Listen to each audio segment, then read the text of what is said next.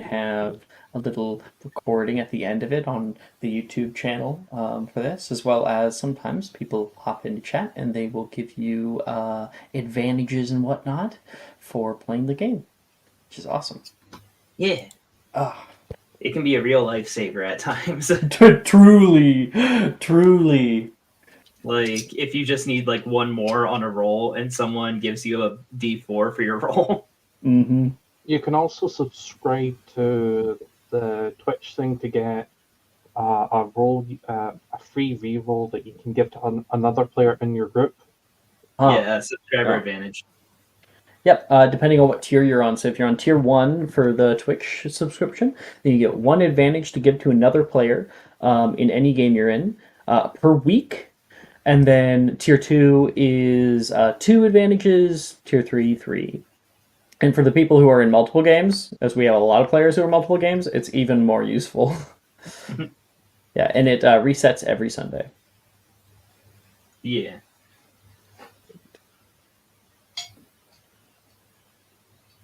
So we normally sit in the starting scene for about a minute, and then we roll the title, which I'm going to do now.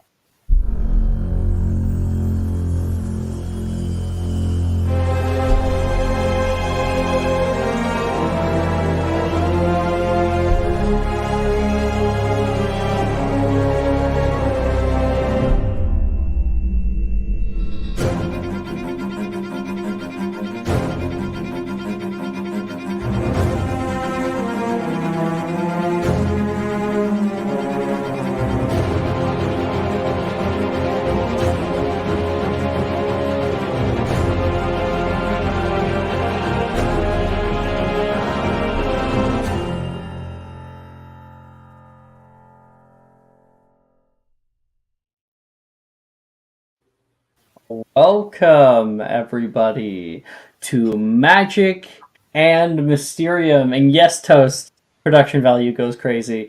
Yes, that music is actually completely ours.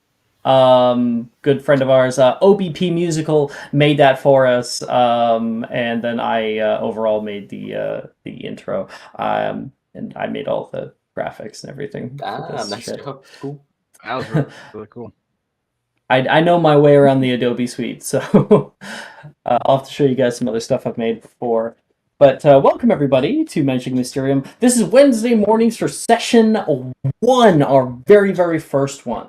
So we are going to be having a lot of fun with Diagon Alley. We're going to be able to move through that, meet other characters, meet each other, and then we will transition to a wand ceremony. And if we still have time, we could even do the train, maybe. But take your time, really dig your teeth into it. There is plenty to see.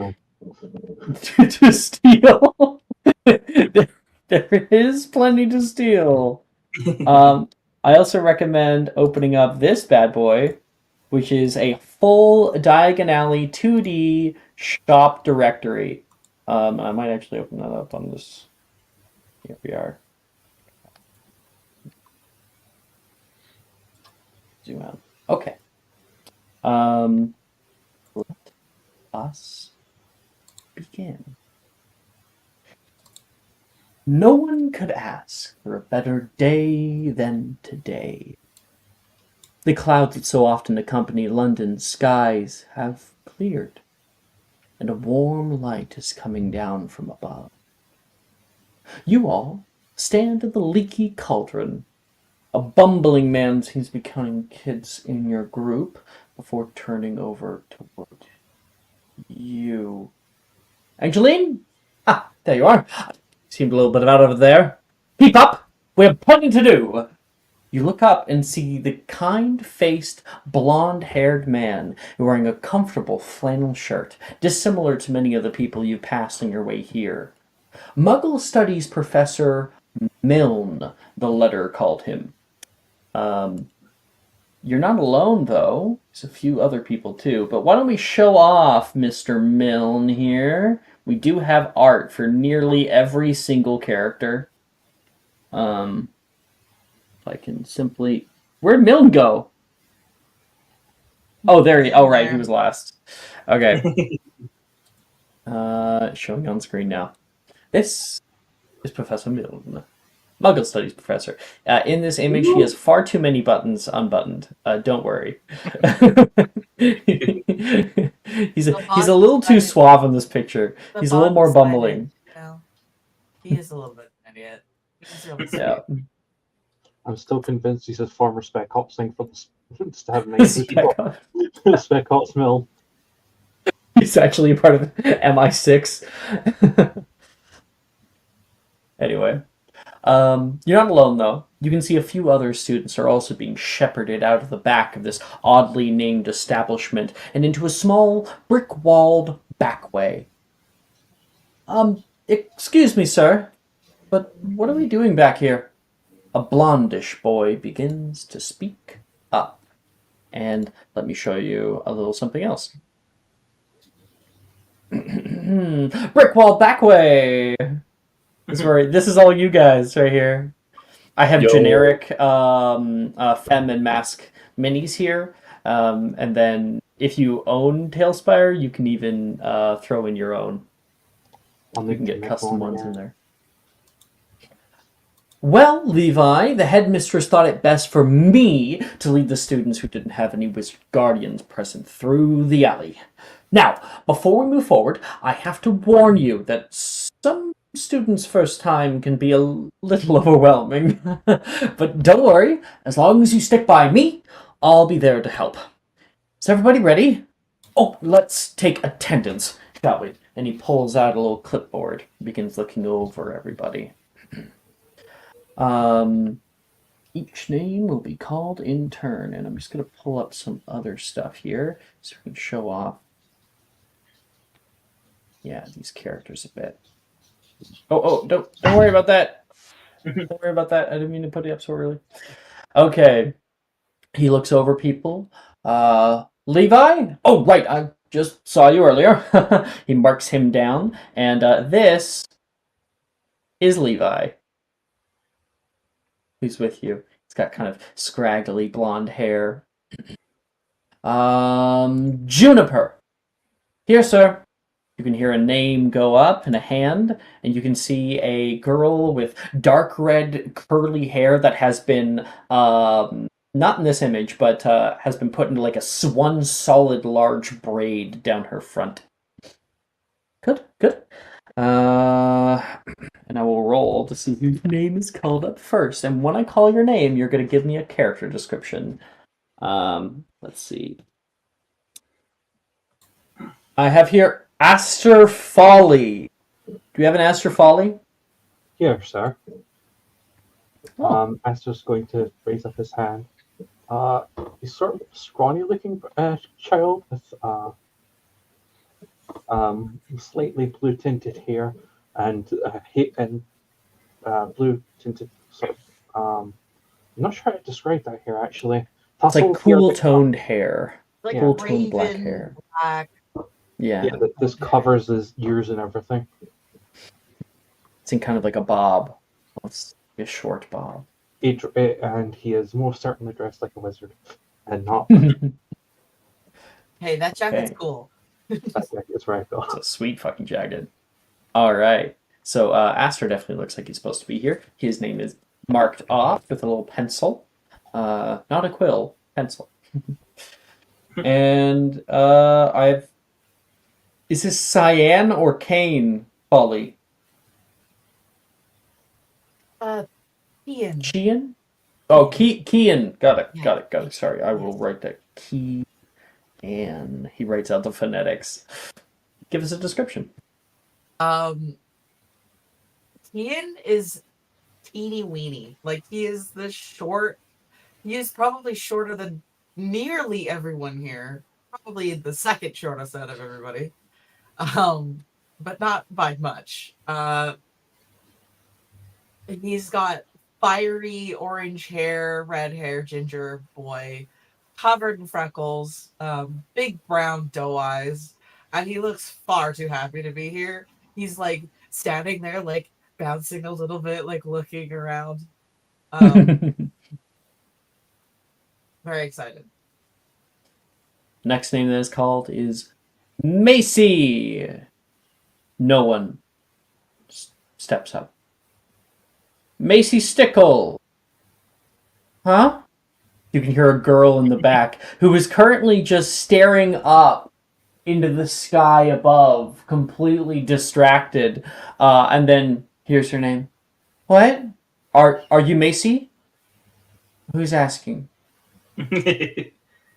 Me. Yes. Macy says.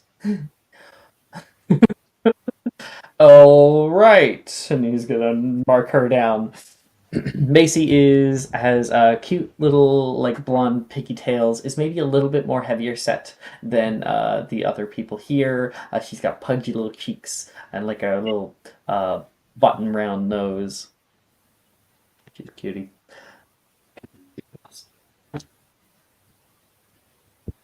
I have here an Angeline Smith.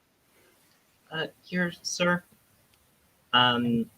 She like wearily raises her hand, and you can see she's like in a nice flowy outfit, still within like what's allowed at the moment,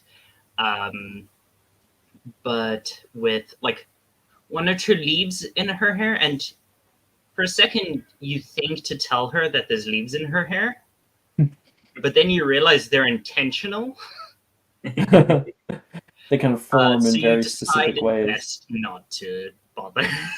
And of course, she has a bit of a green tinge to her skin. Yes. She has a bit of a green tinge to her skin, but otherwise has like reddish hair tied up in a small little bun. Juniper's like kind of looking at you weird, like very confused to why this small homeless child had a tousle in a bush somewhere and has not been helped since. Right, your name is marked off. Roll again. D3. Okay. I have here. I don't. You haven't put Arthur's last name. Can I have Arthur's last name? Oh, I got you. 1 sec. Okay. There's it. I have it. Arthur Warbeck. Your name is called. Yes, sir. He sort of raises his hand a little bit. I would want to have any missing students. Not again. He's gonna check off your name. Let's show off your boy. Give us a character description. He's like a smallish lad. He's sort of like puffing his chest out a little bit and like standing on his tiptoes to make himself seem taller than he really is, to not be like overshadowed by everybody. He has like little bags, sort of like black bags under his eyes. And yeah, just like pale blonde hair and like sort of like icy blue eyes, and he's just like a dull look on his face, just still kind of overwhelmed by everything that's happening with all this magic and whatnot. And yeah. I need to present something to you. Does anyone remember the film Meet the Robinsons? Forever ago. I've never Yes. seen that. Okay. I remember it.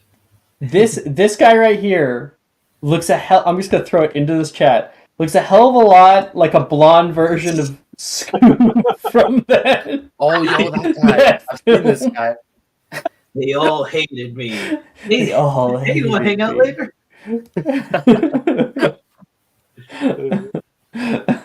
I'm just joking though, but I do enjoy the like detail of those like little bags under his eyes.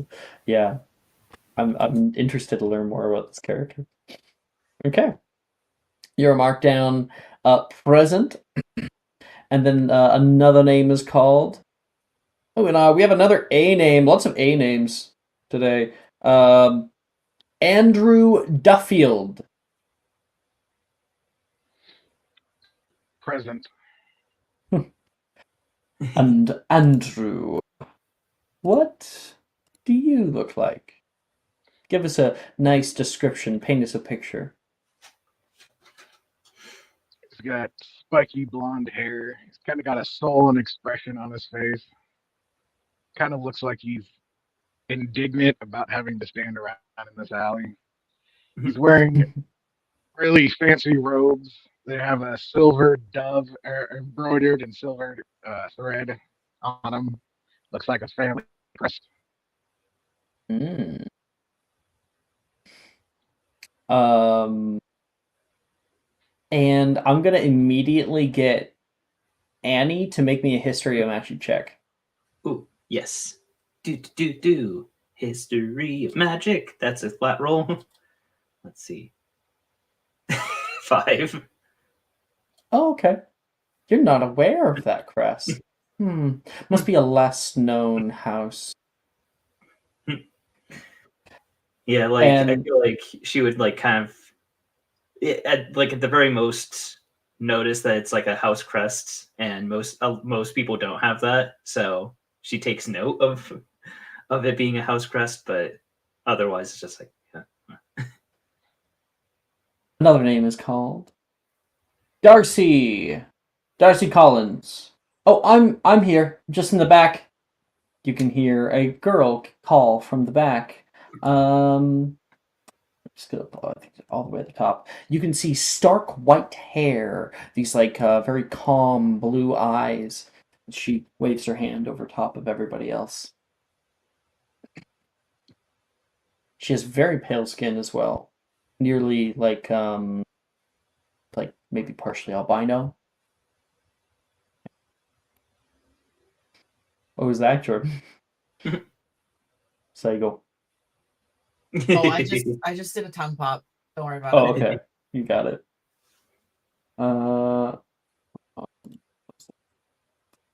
Okay. And then our final name is called Miss Bernadette Bott. He looks down at it and then looks up from his clipboard. And what do we see come out from the group? yeah, Bernadette, her response, she's just like, sorry, did you say bot? Bot as in Bernadette bot? Yes, right Bernad- here. That is what I said. Milton says, Yeah, a little flustered. She's kind of like looking around, like seeing if anybody notices. Bernadette Bott? Bring it up so everyone else knows. Like, yes, that bot. That is, you're right. That's me. Yeah, she has Bernadette bot has like this long, straight, like honey blonde hair, sort of vanilla-ish highlights. Her eyes are very much a caramel brown. And you know, her like she has like this sort of warmth to her, like sort of like dough that's like with how she's white, but her skin has this sort of warmth to her, basically like cooked dough. Like a pink undertone. Yeah. But yes, and she's dressed up very fancily. She's very much wearing her best outfit for the day. A wide petticoat and this sort of pink dress with its own bow up at the front. There is like these kind of pinkish white tights that go down to nice shoes. She's really gone all out today for this little outing out in Diagon Alley with the the peasantry. Yeah, gotta advertise the product for the people. Well, that looks to be about everybody. Don't forget about me, Dad. A young girl speaks as she peeks out from behind the professor. Sadie! Oh, there you are, dear. How could I forget about you? This is Professor Milne's daughter, Sadie Milne. She looks similar to her father in some aspects. Blonde hair, the soft expressions. She seems kind of nervous and steps out from behind him. Oh, good. Let's get going. The man leans over toward the red brick wall and taps one of the bricks with the butt of his... No, that's the wrong one. Taps the bricks with the butt of his knuckle. The brick he touches quivers, and in its place, in the middle, a small hole appears. It grows wider and wider, and a second later, you're facing... Get it? An archway onto a cobbled street, large enough even for a car. An archway into the alley, which twists and turns out of sight. This, says Professor Milne, I'm going to move everybody in before showing anything more. I can rotate you all enough. There we go. This, says Professor Milne, is Diagon Alley. You watch on in amazement as the group steps through the open archway.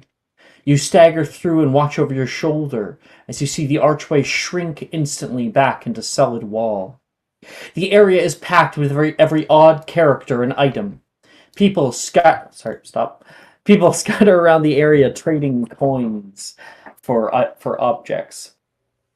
The sun shines brightly on a stack of cauldrons outside the nearest shop. There's a sign that says, "Cauldrons, all sizes, copper, brass, pewter, silver, self-stirring, and newly collapsible," says the sign hanging over them. Yep, you will be needing one of those.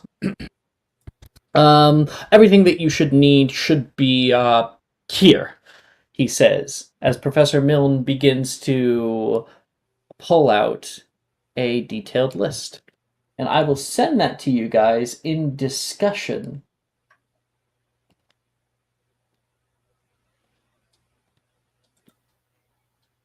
There you are. You all look it over and can see 3 sets of plain robes, 1 pair of protective gloves, 1 winter coat. Please note that all students' clothes should carry name tags at all times. Then we have books. Standard Books of Spells, Grade 1 by Miranda Grosshawk, History of Magic by Bathilda Bagshot, Magical Theory, A Beginner's Guide to Transfiguration, 1,000 Magical Herbs and Fungi, Magical Drafts and Potions, Fantastic Beasts and Where to Find Them is a canon book that you will need. The Dark Forces, A Guide to Self-Protection by Quentin Trimble, and other equipment such as a wand that you'll be getting at the end, a cauldron, a set of glass or crystal vials, a telescope, and brass scales. And at the very bottom, in all bold font, it says, "Parents are reminded that first years are not allowed their own broomsticks." Oh. They've already been paid for, so you just need to let the shopkeepers know you're here to pick them up. Oh, except for the bookstore, you'll just need to bring the books to the counter. Anyone would wish they had about 8 more eyes, turning your head in every direction. Everyone seems to be trying to look at everything all at once. The shops, the people outside them, the people doing their shopping. You notice a plump woman outside an apothecary shaking her head as they pass. "Dragon liver, 16 sickles an ounce. They're mad!" She storms off. Professor Milne continues his little speech. "So remember, don't go down any strange alleys and stay within the assigned block. I'll be standing out on the street and we'll make our way down together. As long as you can see me, we should be good. We wouldn't want anyone getting lost like last year." Alright, let's head out, Milne announces and leads the way forward through the crowd. Okay, so I sent a link earlier. It's also this. I recommend maybe opening it up in a new tab. This map fully, and I mean fucking fully, aligns with all of the shops that are actually here. So, Production value. fuck yeah. You have no idea how many hours this took. Yeah, Now, Insane. the shops don't have interiors; they're all facades. But still, maybe one day we can do interiors of shops. It's This like is the brick wall back Tempting way. town. Well, I think it's like in one of the Silent Hill games. There's an advertisement for a business called Real Fake Doors. Oh no, it was in the movie because it was a joke about all the sets being just doors. Real fake doors. Let's get everybody's color. So you can all pick a color that you want to be. Everyone should be different. Let's look. Kian, which color do you want to be? Hello. Yellow. Claiming yellow. Okay, Esther. Cyan or aqua. Sorry, what? The one on the top to the right. One more. That one. Just that one. Boom. Done. Okay, Arthur. Red. Red. Wonderful. Bernadette Bott. Pink? Pink, yes, absolutely. Fuck yeah. Pink. Angeline. Do you want green? Yeah, green. Okay. And Andrew. Yellow, I guess. Yellow is already picked for the mask mini. Orange? Sorry, didn't see that. Brown. Brown. You got it. Doesn't matter, sure. Okay. Everyone's got their minis now. And there is so much at your disposal from all around. What's even cooler is I actually have them marked. This is Podriga's Cauldron Shop. Then we got Scribbleless writing implements. It's all here. You can better view this, however, if we get rid of this for a moment. And we look over. Oh, we need to like open up. Yeah. And F11. There we go. Boom.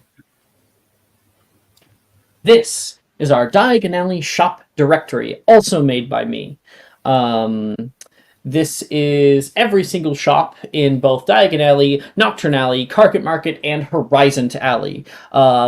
Nearly every single one of... Actually, I think every single one. Yeah, every single one of these are canon. Maybe not precisely their placement. I tried to do the best I possibly could to figure out how this all kind of fit together. But yeah, all of these are canon. So you guys stand over here. I'm going to zoom out a little bit. Over here.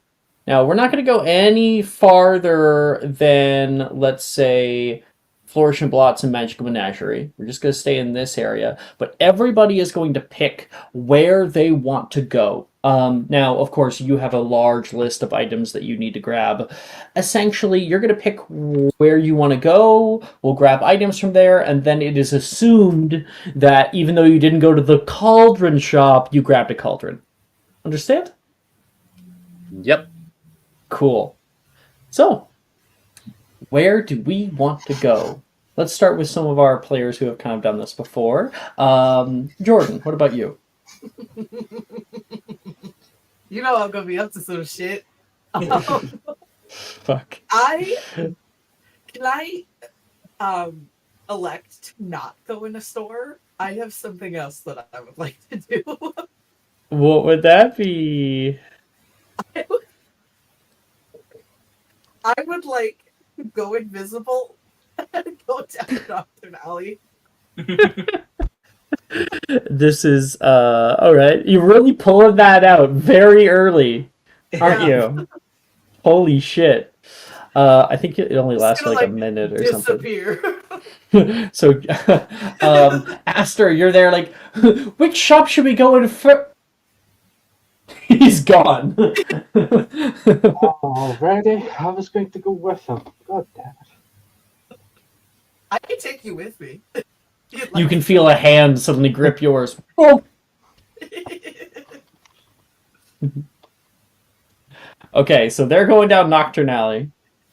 Okay, I'll roll a d4 for falling on next. Okay, Andrew, which of these wonderful stores do you want to try going in?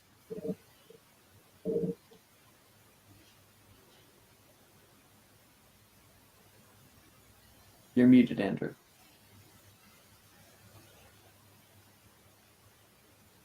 Harrison, are you here? Sorry. Well, the Cauldron Shop is right there, so why not? Hell yeah, going down to the Cauldron Shop. Good to know. Good to know. Angeline. Scribbless writing implements. Ooh, all right. Direction. Boom. We'll grab Harrison. He's going there. The two of you are going down Nocturne Alley. Of course. Of course you are. Okay. And then, okay, we still got two more. Ms. Bernadette Bott. Well, question: where does it look like the most people are going? It's probably to Flourish and Blots, since that's where a lot of your books are going to be found. That's where Bernadette heads then. All right. Like, very much is walking around to be seen. And so, Arthur, you can see people heading off to the Cauldron Shop, other people going to an art store. Some people just disappear. Sure, that's fine. And of course, Bernadette Bott heads straight to your books. I'm gonna quality Quidditch supplies. I think that catches his All eye. right. All He wants right. to go investigate, learn more about Quidditch. Okay, I have moved everybody to their respective places on the map just so we can keep track. Looks like everybody basically is going off in different directions. If I stop this and share this, you can see that I have placed everybody in front of their respective Pottage's Cauldron Shop. Just down the way, we got Scribbleless writing implements. Right there. Further down, we have quality Quidditch supplies just outside. This is the window where Harry Potter was looking at the new Nimbus 2000. You know, remember that scene in the first movie? That's it. Bernadette bought to Flourish and Blots, an actual books out on the sign, and of course, we got the two of you heading down into the dark abyss.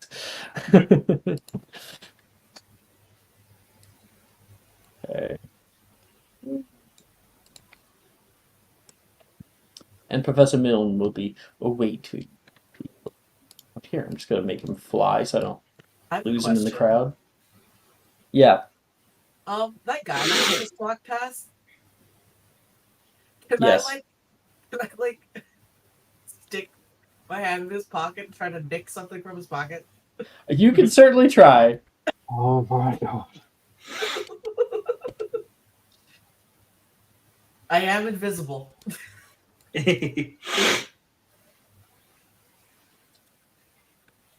Slide a hand check. Yeah. Okay. You can see him right there. I got a 9. I'm gonna run. So you fit your one finger down in there, and then he suddenly moves and tries to grab, and you're able to move out of the way. I will run down Nocturne. This! That better not be you! He yells back into the alley. You can get the fuck out of Dodge. You may have the stealth down, little cousin, but you don't have pickpocketing down, clearly. Yeah, He I'm rematerializes around the bend here. I thought you would know to go after high-value targets. He didn't look like he had anything worthwhile. Why didn't you try steal from the bot girl? If she was trying to advertise bot anymore, Patronus would be a cake at this point. I hate those beans. They're gross. Absolutely. I didn't want to steal from her because she might have beans in her pocket.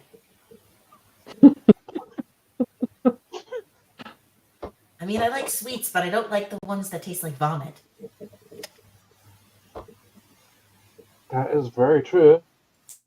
But do you really think they'd eat their own supply? It doesn't seem very bot-like. Uh-oh. She must be a Capricorn. Oh, not the astronomy stuff, please. Listen, you know it's true. I mean, you always have lots of Aries energy. I'm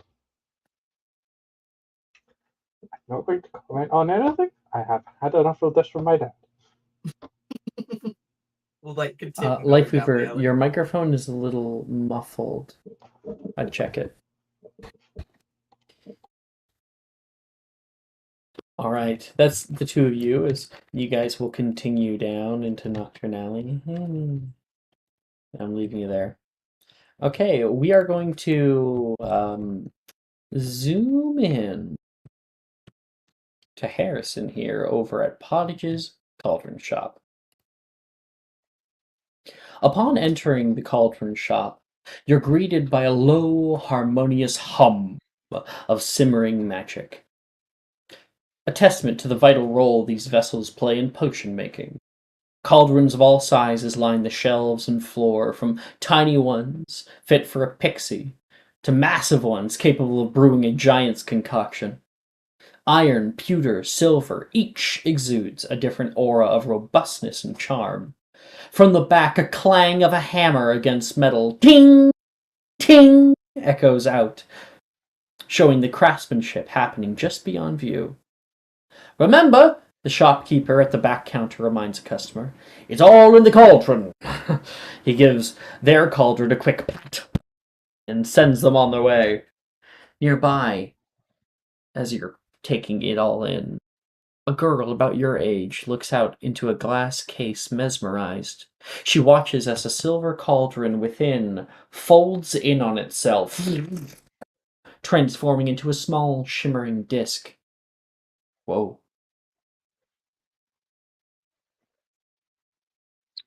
That would be handy. Wouldn't it? I mean, you can make Go potions over and look anywhere. how much that would cost. Looks like it's going for 6 galleons, at least with the type ones. Oh! Hello. She is just like talking to you casually and didn't really notice that you were there. Let me show off the art for this character.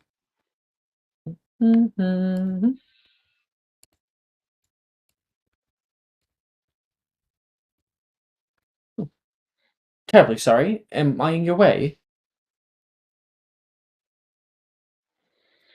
No, I was just admiring that cauldron. Collapsible potion kits are all the rage nowadays. Self-stirring has kind of gone out the window. I was thinking, why not have both?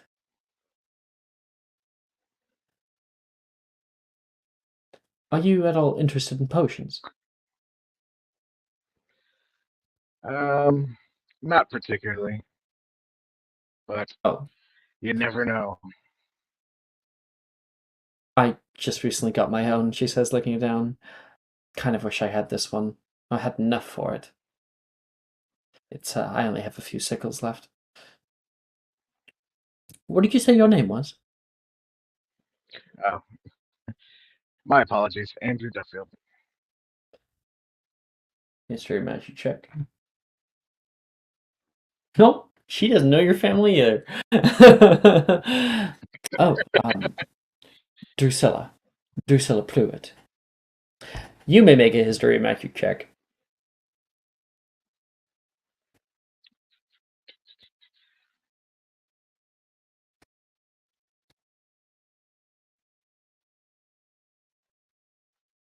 Six, probably not.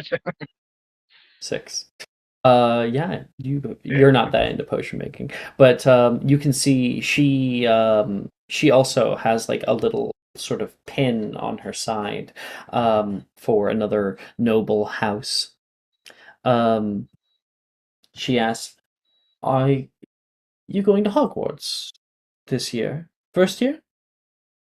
First year. Me too. I'm really happy to finally get out of the house.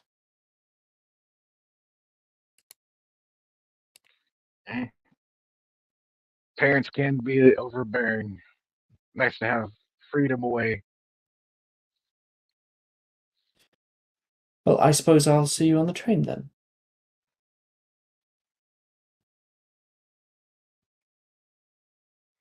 I hope so. She will gather up her stuff and head toward the back. You can see at the countertop an older man with long, like white hair and a beard, currently lifts up a large cauldron and plops it onto the countertop. Probably too much for how old he is. A lady says, "Thank you very much." "Of course. I remember the shop pottages." And she will say, "Come along, laddie." And there's like a little boy with her, probably her son, who's probably about like 5 years old. And she just whisks her wand, and the man watches the cauldron like rise into the air, about 3 feet, and just like hover behind her. Next. Approach. And Hello, my good boy. day. Anything I can get you? Do you have something on pre-order? I do actually. First year Hogwarts students. I'm looking for a pewter cauldron. Standard size too. Of course, of course. Do this every single year. Oh, what is your name? And Duffield. He like pulls out some papers that he looks over. Ivy right there. And he checks you off. And then, one moment, please. He'll go back into the back and begin to gather up for you your pewter cauldron. And Andrew is able to gain that. That's Andrew. This is going to be perfect for placing any books in, or just kind of like keeping almost as a bag. It's only about this big. We can actually see in the second film, Ginny carry a class 2 pewter cauldron about that size. They normally have a handle that come with them. Okay. Moving on. We've got Angeline moving into scribblous writing implements. Okay. Open. Do I have anything for this one? No. Okay. So, Angeline, you enter into scribblous writing implements, and the door chimes as you enter. Ding ding, ding ding. You've never been in a place quite like this. Looking around, there is portraits that line the walls, different artistic pieces and sculptures in the center of the thoroughfare here. It's one large room that kind of has a donut shape to it with glass cases with different items. On one wall, you can see a large wall of paints, as well as magical paints like Vanta Black that make anything that you paint it with completely null from light. There is racks of like painters' tools and different quills that are in a glass case. You can see one nearby that has a quill that is moving of its own accord, and there's a boy right now speaking to it. He says, "This is my first time in Diagon Alley," and it's going to write down "first time in Diagon." Cool. It's a self-writing quill, and there's plenty more objects here. Angeline will just say, "That seems like it'd be useful for notes." So much, I can't afford it. but I think maybe next year get something like that. I'm Brett, he says, noticing you just kind of walking up and reminiscing with him about this similar thing that he's enjoying. And I will show off Brett. This is Mr. Brett. Do you like art? In a sense, I like drawing. Same. I just recently got a sketchbook for going to class. My mom was just stopping off at Magical Menagerie. That store always gives you the creeps. Have you ever been?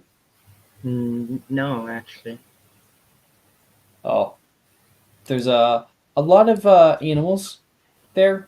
Some that like to nip and bite. When I was little, a croc bit my best friend, so I don't think I want to go in there anymore. That But- does sound annoying. I'm Angeline, by the way. Brett James. Sorry, he shakes your hand.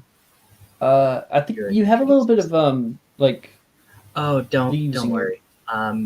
They just appear. I've given Like- up trying to get rid of them at this point. Oh. Sounds like me on a bad hair day. Are you going to Hogwarts too? Yes. Oh, wonderful! Have you gotten your wand yet? I just went. Got this little bad boy, and he's going to pull out his own wand. I was told not to bring the shit though, so I'm just gonna put it away. I just arrived, so not yet. Well, if you're interested in sketch work, I might recommend their sketching pencils. They have also charcoal if you want to try your hand at that medium. They're right over here, and he'll show you around the. Some charcoal. He'll show you around the shop front, being able to look through the many different things that are available toward you. And let's roll for some money, eh? I want everybody to roll me a d12. Explain how to roll. Right. So we're gonna do in the rolling channel here in our Wednesday morning. We're gonna do exclamation point R space 1d12.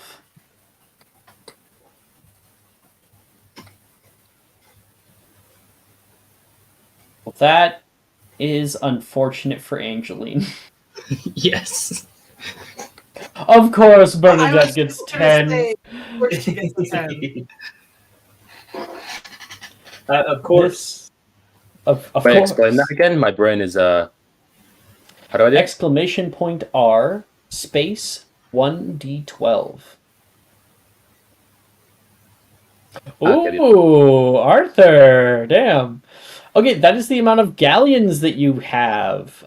If you want to split it up, because there might be some things that are worth sickles, just take one less galleon than you get from there, and then convert that extra galleon into 17 sickles in your coin purse. So Aster has 7 galleons. Angeline is very poor. She has 1. Which is fitting with my backstory.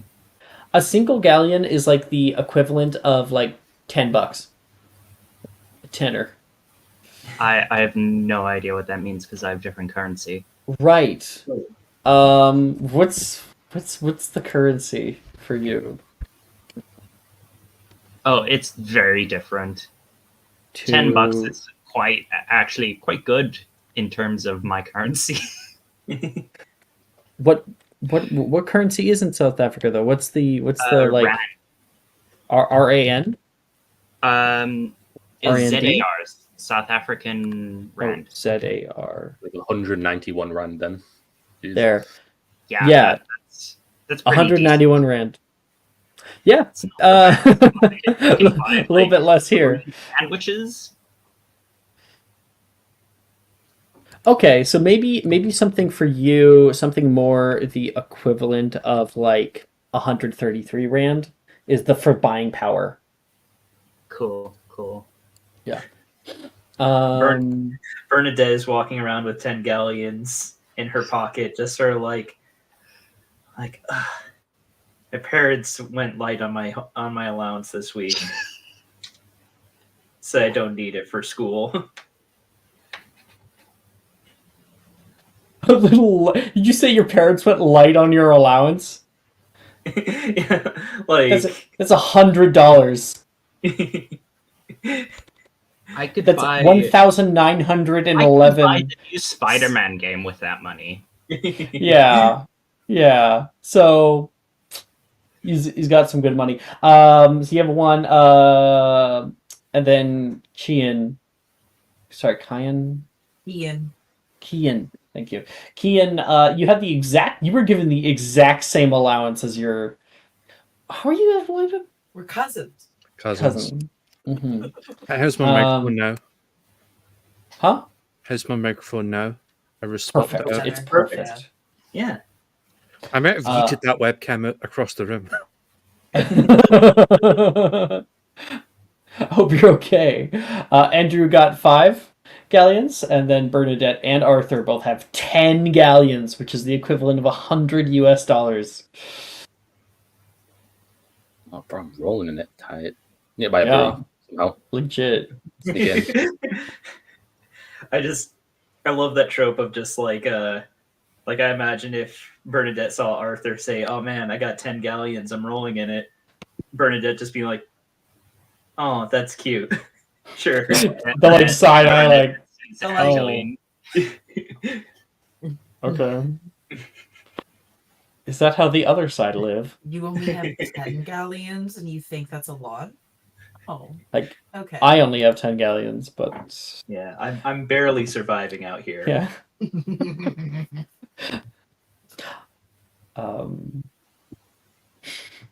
Whatever.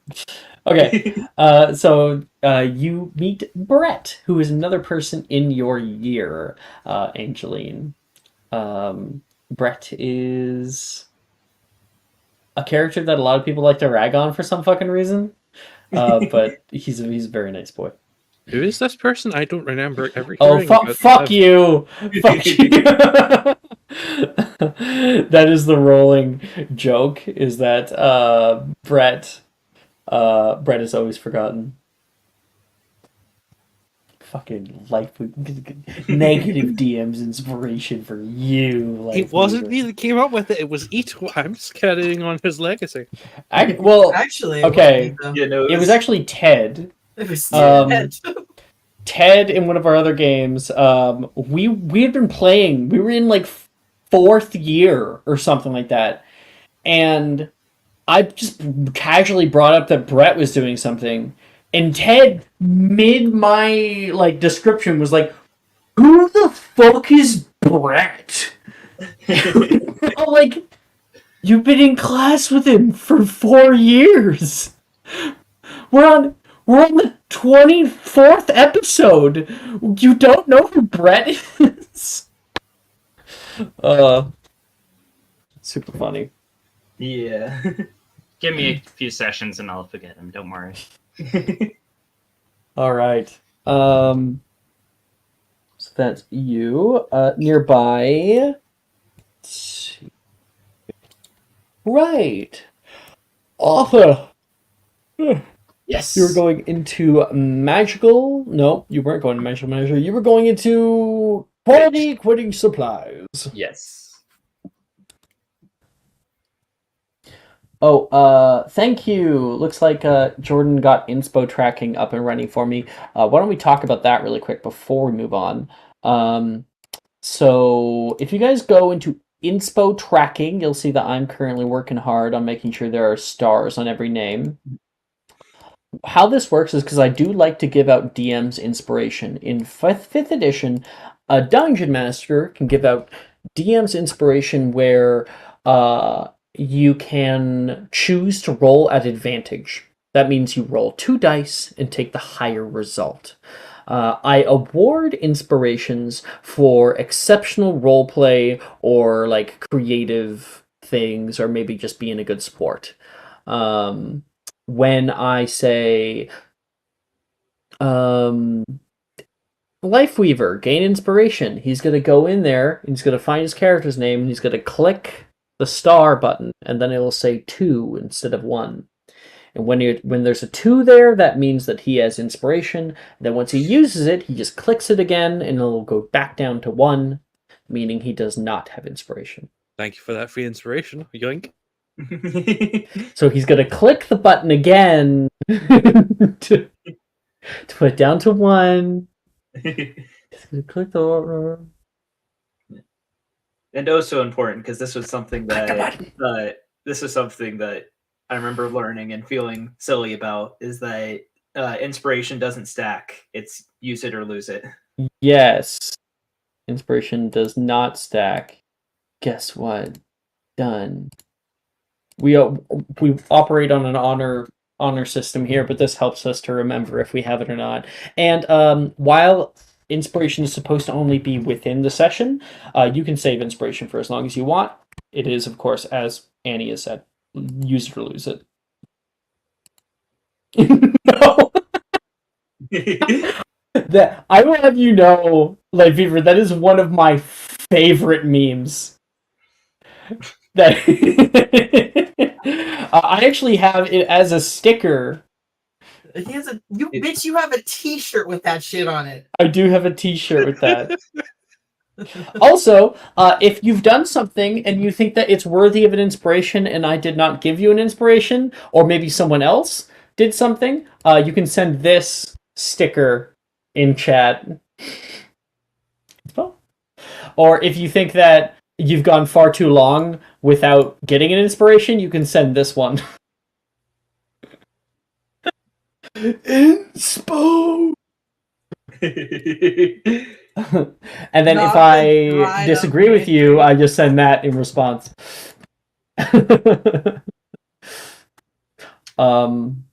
Yeah, if someone says something that could be used as a double entendre, you send this one. Ayo. Ayo. Anyway, back to it. Quality Quidditch supplies. So, Arthur. Yes. Outside of Quality Quidditch supplies, you can see a beautiful showcase of different kind of brooms, and there is a flying quaffle that is actually just hovering in the space with the other brooms. There's a few like little kids who are ogling some of the new products that they have in here, and you enter into the proper store. The store itself is welcoming. It has this light beige wood that covers nearly every side of the store. It has been made to look comforting and alluring by shop's owner, Mr. Lovelace, who currently is standing in the center of the store where there is a little circular countertop where people are bringing their items to. At the very, very back, there is the all of the brooms. They seemingly sell a lot of comets, the Comet series, not Nimbus, not anymore. And there is another wall that has a bunch of different beaters, bats. There's even your own Quidditch kit for like getting your own quaffle and bludgers and whatnot. When you enter in, there is a little ringing sound, the kind of like a twinkling from a doorbell, like a door chime, and the chime is a like golden snitch. So when you enter in, the little like wings flap a few times for you, and there is rows and rows of different outfits, not just for Quidditch, but like also gear, like athletic wear. There's some that say like property of the Hufflepuff Quidditch team, those kind of things. Goggles and mittens and whatnot. You can see a set of what look to be twins who are overlooking the mittens right now. Not mittens, gloves. The leather gloves. Sort of like just looking around, amazed at all this cool magical sports equipment. It's gonna sort of like wander over to the twins and just When you wander over, you can hear them already kind of squabbling. Mom said that we're not allowed our own brooms. Does this look like a broom to you, Sam? They're gloves. I was thinking, if you're going to be a good beater, you're going to need two of these. Well, you're going to be a good beater too. I am not playing on the Quidditch team. I already told you this. Come on, Sally. I'm gonna like poke my head over at those gloves that they're looking at. This is like the beaters area or whatever. Yeah, they're like fingerless, like leather gloves with like cool. knuckles on them. I have 10 galleons on me. How much is a broom? Just so you're aware, you're not allowed to have your own broom. I know, I'm just curious. Brooms are normally they can range from about like 12 to 15 galleons. Oh, gee. I'm gonna look at those twins and be like, so you pair of beaters, yeah? Not a pair, Sally says. We are totally going to be. We're going to be the best beaters that Gryffindor has ever seen. I just sound like Gryffindor. Be like, yo, my man. What is his gender? What did you say? Yo, my man. What? Are they? What genders are they? Are they? They are women. Let me show you.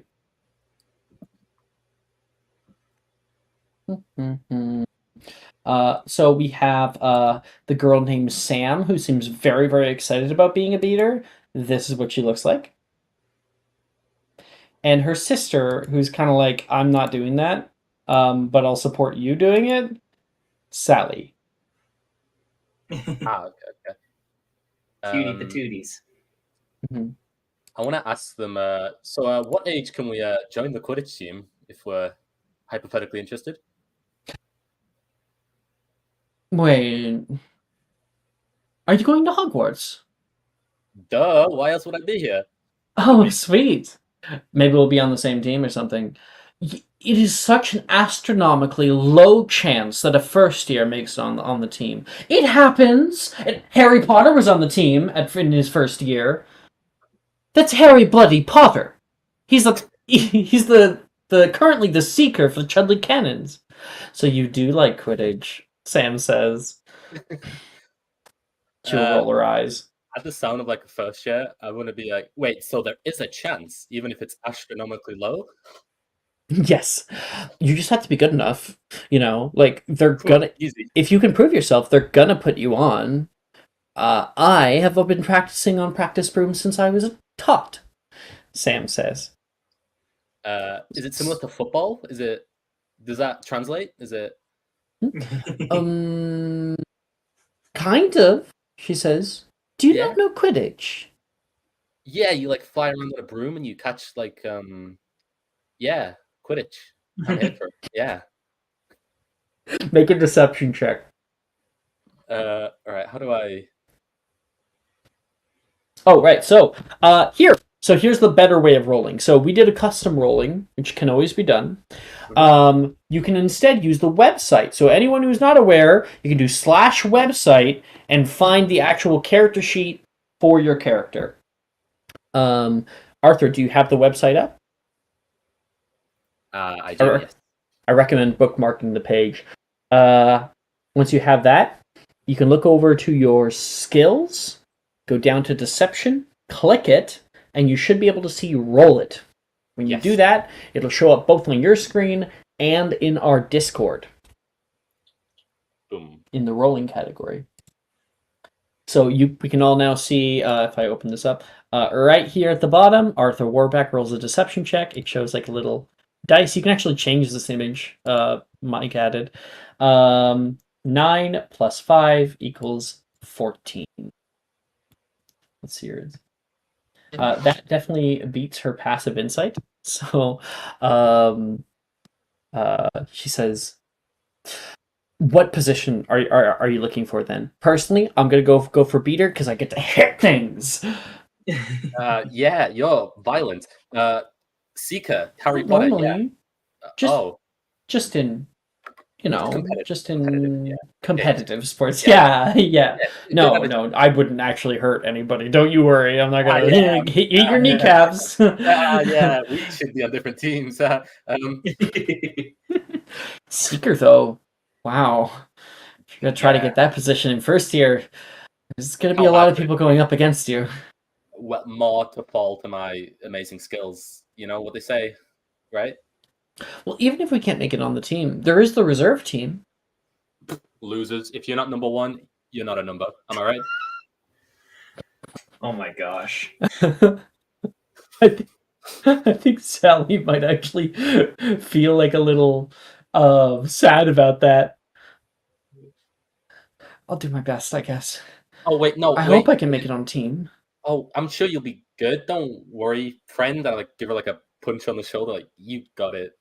I'm sure I can make it at least on the reserve. It's Yeah, just, but you never know. You might make it as number one. Keep it open. real smooth. I like finally What did- introduce myself. It's like What did you Arthur, say by your the way. name was? Arthur. Sally S. Arthur. Arthur, yes. I'm Salula. Call me Sally. And this is Simon. Call her Sam. Hi. Pleasure to meet you. And our brother's around here somewhere. Logan! She yells out from the farther in the store. You know. We have a new student here. He's going to be joining us in first year. Good for you! And you can see just from the top of one of the aisles, their brother walk by, currently checking out big robes. And let me show off their brother. Uh-huh. They are indeed triplets. Damn. Woo! This is Logan Peel. He looks a little different than his sisters. His sisters look nearly identical. He looks, he takes more after his dad. I want to ask: is he interested in Quidditch as well? He's on the other side of the store. No, I'm asking the sisters. Is he interested in Quidditch? Oh. No, not really. I think he'll be interested in flying around. Past that, he's more of a duelist. Nah. Me too. To be fair, you know I'm pretty good. Not to brag. How about you? You a duelist? I don't know. I'm not too bad at transfiguration magic, but don't tell anybody. Yeah, we got our wands like way too early. Wait, is that legal? Is that allowed? Shh. I just like do like a zip motion over my mouth and just like yeah, silent. Don't worry about it. All right. Yeah. And you can go and check out with Sam and Sally the different like goggles that they have on. There's some that have like self-wiping ones with like windshield wipers. There are beater spats, which Sam's gonna like look over, and of course you are introduced to the golden snitch and the entire idea of a seeker and how it works. Can I like buy like a snitch as like a that's like knockoff snitches as like memorabilia? There's definitely snitch memorabilia that would only go for like, you know, like 6 sickles, like a little keychain or like whatever you want. Can I hang it on my wand? Absolutely, yeah. Wand charms. Yeah. I wanna buy a little snitch memorabilia, fake one. Cool. Like cheap gold. Comes with like its own like little like self-attaching chain. Yeah. Perfect. Love it. Thank you very much, Arthur. Did you show a picture of Logan? Yes. Okay, I just missed it. Cool. Did I show it on stream? I believe I did. I wasn't paying attention, so I don't know. That's why I was asking. Yeah.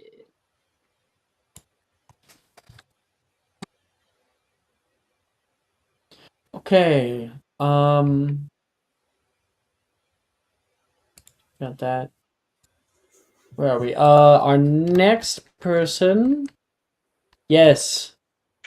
Bernadette. Over in Flourish and Blots. Un momento.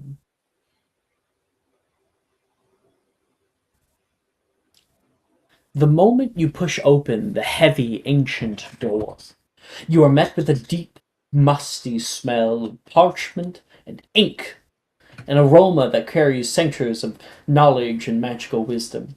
Tall, haphazard stacks of books wobble precariously from floor to ceiling, creating a maze of literature.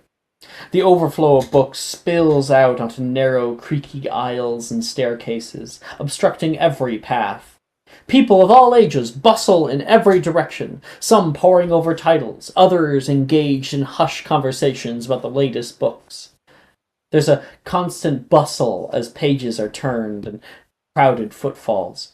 There's also the occasional gasp as an excited reader finally discovers a long-sought volume. You'll find curses and counter-curses just down there, third stack to the left. Please don't crowd, calls out a frazzled-looking clerk, pointing toward a labyrinth of literature and customers. It looks as though you're going to have to fight to find your books and all this mess. Oh, dear. Oh, jeez. Yeah, Bernadette is like, she has a little bit of experience maneuvering through crowds and everything when, her parents would bring her to functions and all that. The way. So she knows a little bit about sneaking around underfoot, but yeah, she'll start looking for her books that she needs to pick up. Constantly making sure you look perfect for anybody walking by, and you do turn heads. A few people looking at your very austere outfit right now. Make me an investigation check, please. Investigation. That's also a flat roll. My intelligence is 0. 17. Nice. Okay, here and there we have a little montage of Bernadette finding books in odd places. Standard Book of Spells, grade 1, just at the very, very top of one of the bookcases. You're able to grab like a little step ladder. Oh, that one. Beginner's Guide to Transfiguration you found beneath the stairs. Magical Drafts and Potions underneath a large volume of like a pile of books. Fantastic Beasts and Where to Find Them. You literally had to wrestle out of the hands of a small child. And one by one. Huh? I need it more than them. Absolutely. One by one, you have all of your books. As you look around the store, frustrated but satisfied about how unkempt it's been. Just as you're ready to leave and go purchase these all, there's a heavy... Oh. Somebody just bashed into you from the back. Someone groans behind you.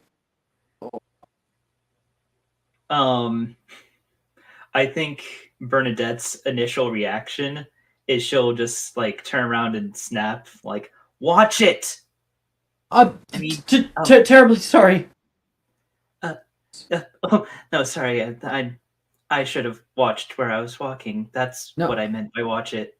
I'm just trying to find my way to the back. They said they had books on special order for me. You don't work here, do you? And you then notice after saying watch it, this kid's eyes are completely gray. He's staring 1,000 yards away and has a cane. This kid is blind. You yelled watch it at a blind person. Bernadette, like, immediately noticing her social faux pas, is just like, oh no, I don't work here, but I'd be more than glad to help you out. You said you're trying to find books in the back? Yes. With the crowd, though, it can be a little hard. You're the third person I bumped into. Sorry, I'm still getting the hang of this thing. He pulls up the stave. I'm Nolan, by the way. Again, sorry. Oh, don't worry at all. My name's Bot, Bernadette Bot. But like the jelly beans? Oh, really? I didn't know that my name precedes me. Yes, that Bot. No way. That's super cool. Do you get like?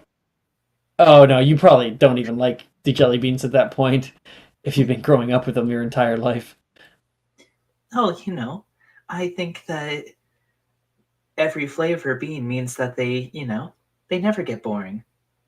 It's a surprise with each one. I do have a complaint to offer though to the complaints department.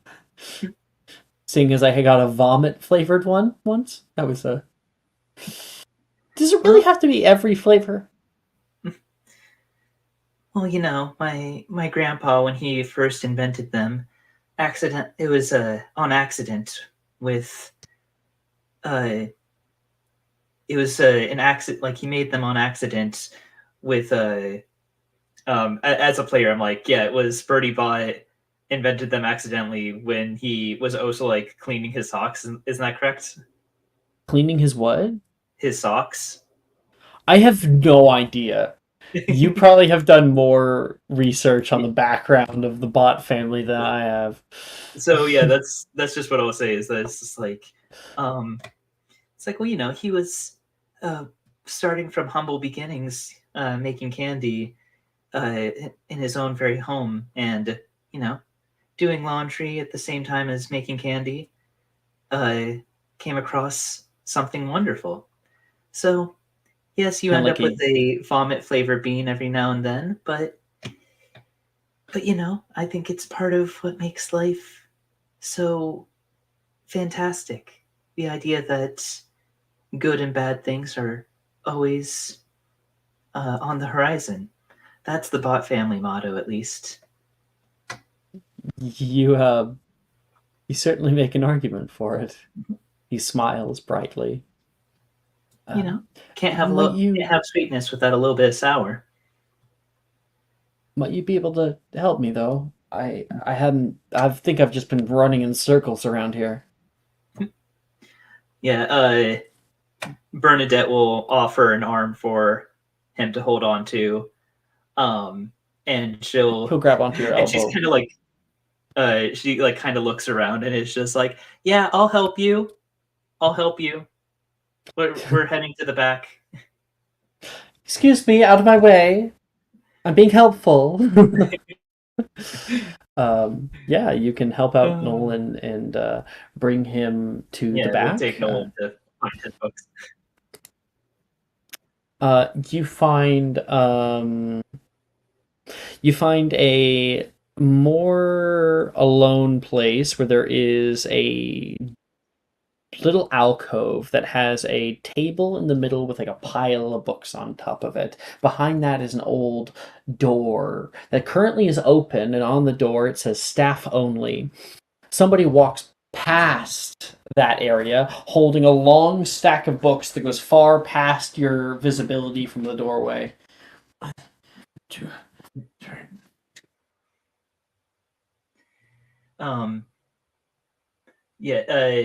Bernadette, it will just like sort of be a little bit snappy, a little bit snippy, like, excuse me.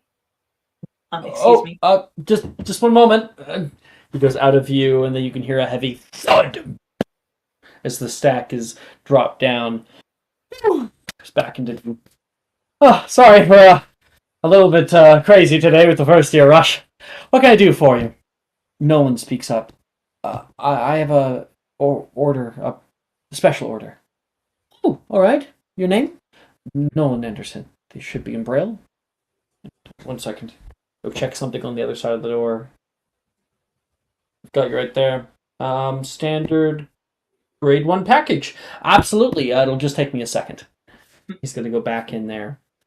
You can hear him rifling. Thank you so much, Bernadette. I don't know how long that would have taken alone. Well, being helpful is at the core of at the core of every bot factory. You know, everywhere we try to treat those around us like family. Candy is like a candy's, a magical thing, and that makes people happy.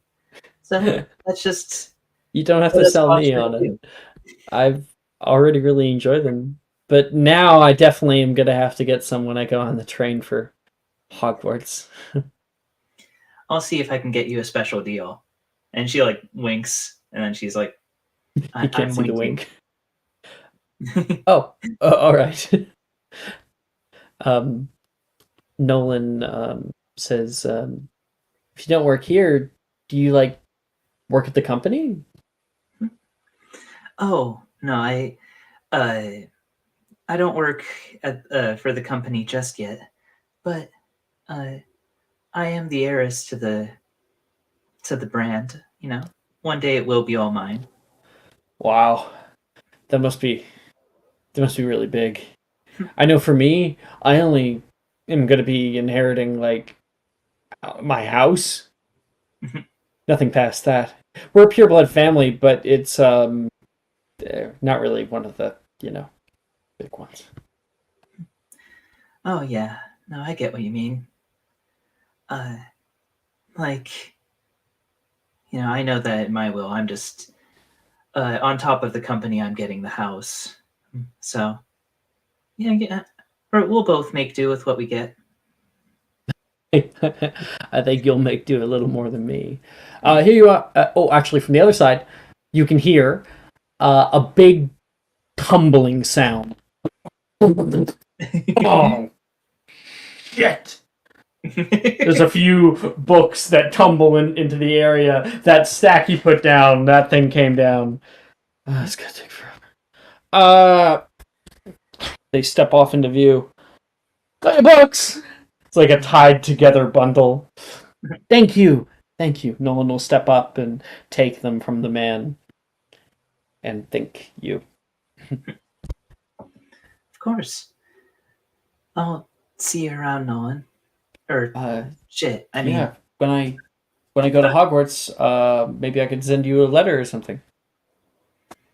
oh no, I'm going to Hogwarts too. Huh? He's like suddenly like, wait, what? He legitimately thought that you were like an adult. With how well you spoke. Right at that moment, you can hear Nolan Anderson. There is a woman who comes over with like curly, sort of strawberry blonde hair, who like grasps him by the shoulders. Where on earth have you been? Your father and I have been worried sick. Behind is his dad, who is definitely not as heated about this. I'm sorry. We were out in the road and I told you can't just go walking away like that. You're kind of caught in the middle of this weird, like, domestic problem here. I didn't walk away. You guys left me. Nolan is complaining. And his mother's just worried about him. Yeah. Bernadette, seeing another opportunity to look like a complete sweetheart, is just like, oh, don't worry about it. Your son was able to find help, and he's very charismatic. So people, he was in no danger. People wanted to help out. Charismatic. What? Nolan? You can hear a young boy who's with the two of them, who looks similar to Nolan but is like a year younger. That would be, oh, get off it, Zach! Nolan yells at him. That's his little brother. Well, I'm happy somebody was looking out for you. He could have just walked straight into Nocturne Alley. I know. Henry comes forward, his father. Thank you very much for helping out our son. Here for your trouble. And he will go to hand you 2 galleons. Bernadette, I feel like Bernadette's initial like like if you looked at her face, she's just kind of like 2 galleons, but but pushes them back like, oh no, keep it. Helping out is its own reward. We will have to have a talk about this when we get home. Thank you, Bernadette. Have you said thank you to her? Thank you, Bernadette. Nolan says. Oh, it was my pleasure. It's nice meeting you, Nolan. Hold on. Maybe we'll both be in Hufflepuff together. His mother is normally a very nice person. She's just very, very protective. Yes. And she like goes to grab his hand and pulls him back toward the end there, and see you on the train. And Bernadette will head out, and she's a little bit like, going back through the maze is definitely a little bit more frustrated now that she doesn't have someone watching her. like she's letting it slip more, like, back through this mess. We're going to cut over to Kian and Aster.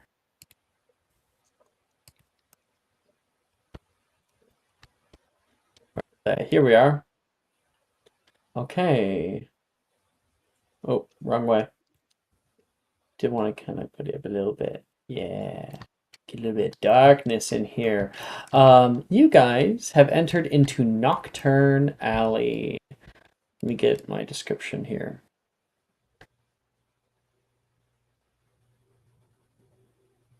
There. Turning from the vibrant life of Diagon Alley, the shadowy entrance to Nocturne Alley looms. It's a stark contrast, the laughter and chatter fading into an unsettling quiet, broken only by whispers of passers-by with their hoods up, obscuring features. The buildings rise much higher down here, choking light from above from hitting the alley's cobbled paths. Dilapidated shops and stalls, some no more than shacks, line the crooked, narrow alley, their signs swinging ominously, promising dark artifacts, rare bones, and mysterious potions. It's an eerie tapestry of dark magic and forbidden secrets. You guys pass a store that looks well closed, even at this time of day, called Emsa Esther. Not sure what the hell that's about. Further down the way, you are just passing Cobb and Webb's. That's on the right-hand side here. You can see, sure enough, cobwebs that are in the showcase, as well as old candles and different kinds of, like, rat skeletons that have been preserved. Did you have any destination in mind when you came down here, cousin? Of course I do. Did you know? I heard that there's like a store in here that sells like astrology charts. I genuinely didn't. I was thinking of looking in at Borgin and Bukes. It works. Yes. All kinds of freaky deaky shit in there. Yes, I'm aware. Oh, Mom, they're not even in fashion. I don't care. I think you look cute in them. Outside of McHavelock's wizarding headgear, two people come out. Let me at least just show you what this person looks like. It's probably just going to be passing by, but nonetheless. A girl who has her hair back in like a kind of puff in the back of her head is walking with her mother, and she's currently carrying a like pointed, wide-brimmed, very classic witch's hat. It's not even a part of the uniform anymore, Mom. And they're complaining as you're passing by. You see that ugly hat? Yes. It is quite an abomination, isn't it? I think so. Poor girl. Ugh.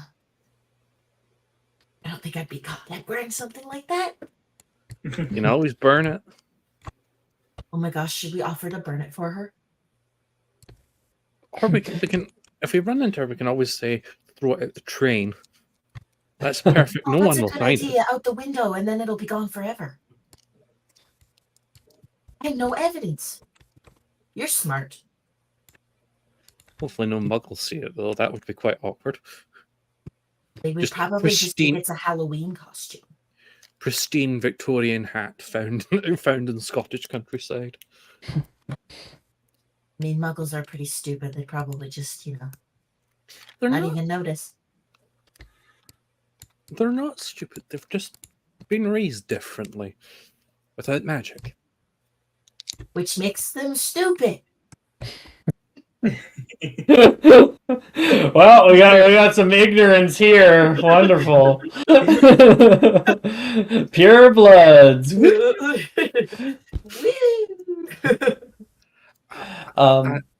guys turn the corner onto this cobbled street, and you kind of come to a Y intersection where standing in the center of it, it has its own fucking building, is the iconic shop front and beautiful dappled sides of this dark black building. A sign that sways perilously from over top of its length says Borgin and Burks. Across the way from it, there is a boarded up section. Like there's parts of Diagon Alley that have just been closed up for good. And there is a way down this way. And you can just barely maybe see, if you have a good perception, a little sign that perception. with an eyeball with golden letters that have kind of faded with time that says the Starry Prophesier. Oh, look, and that's the one that I want to go to right over there. Shall we split up, or would you like to stick together? I'm sure we have time to visit both. We could probably do both and then meet up with everybody before once so we don't get in trouble. That one teacher seemed like an idiot. I don't think he probably even noticed we're gone. He did mention that he lost students to Nocturne Alley. Cut to Professor Milne, who's like, everything's going so great. As much as muggles can be quite ignorant, at least we've got one teaching us about the subject. Yes. Let's go in your store first. Lead the way. Please don't steal anything. I've heard this place has very nasty traps. Oh, that sounds like fun. Oh no, of course. For reference for everybody, we once had someone who chose to steal a abscondi amulet from in here that makes him, difficult to perceive. Well, he became more difficult to perceive. His stealth modifier kept increasing and kept increasing until no one even knew he was around anymore. Yeah. What happened to Bill? I don't know. Right here! Yeah. What happened to Bill? Something that happened to Brett. He was wiped from the face of existence. He could smack somebody and they wouldn't notice him. All right. So, you two walk into Borkin and Burks. Let's grab that.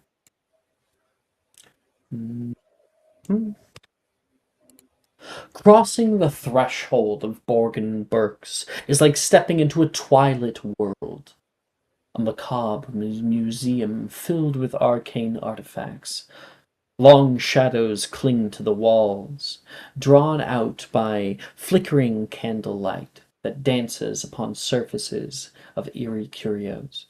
Obscure relics, haunted mirrors, and cursed jewelry occupy dust-laden shelves.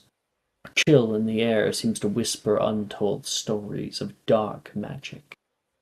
The shopkeeper, shrouded in a fine black robe, flicks his eyes over toward you as you enter, lurking behind the counter cluttered with an assortment of objects that you can't quite identify. Welcome to Borgin and Bergs. We don't often get students down here, he says with a knowing gaze, his fingers playing with an ornate skull on the desk. I was here with my father a month ago, sir. He's going to think. Have him roll. I'm but an old man.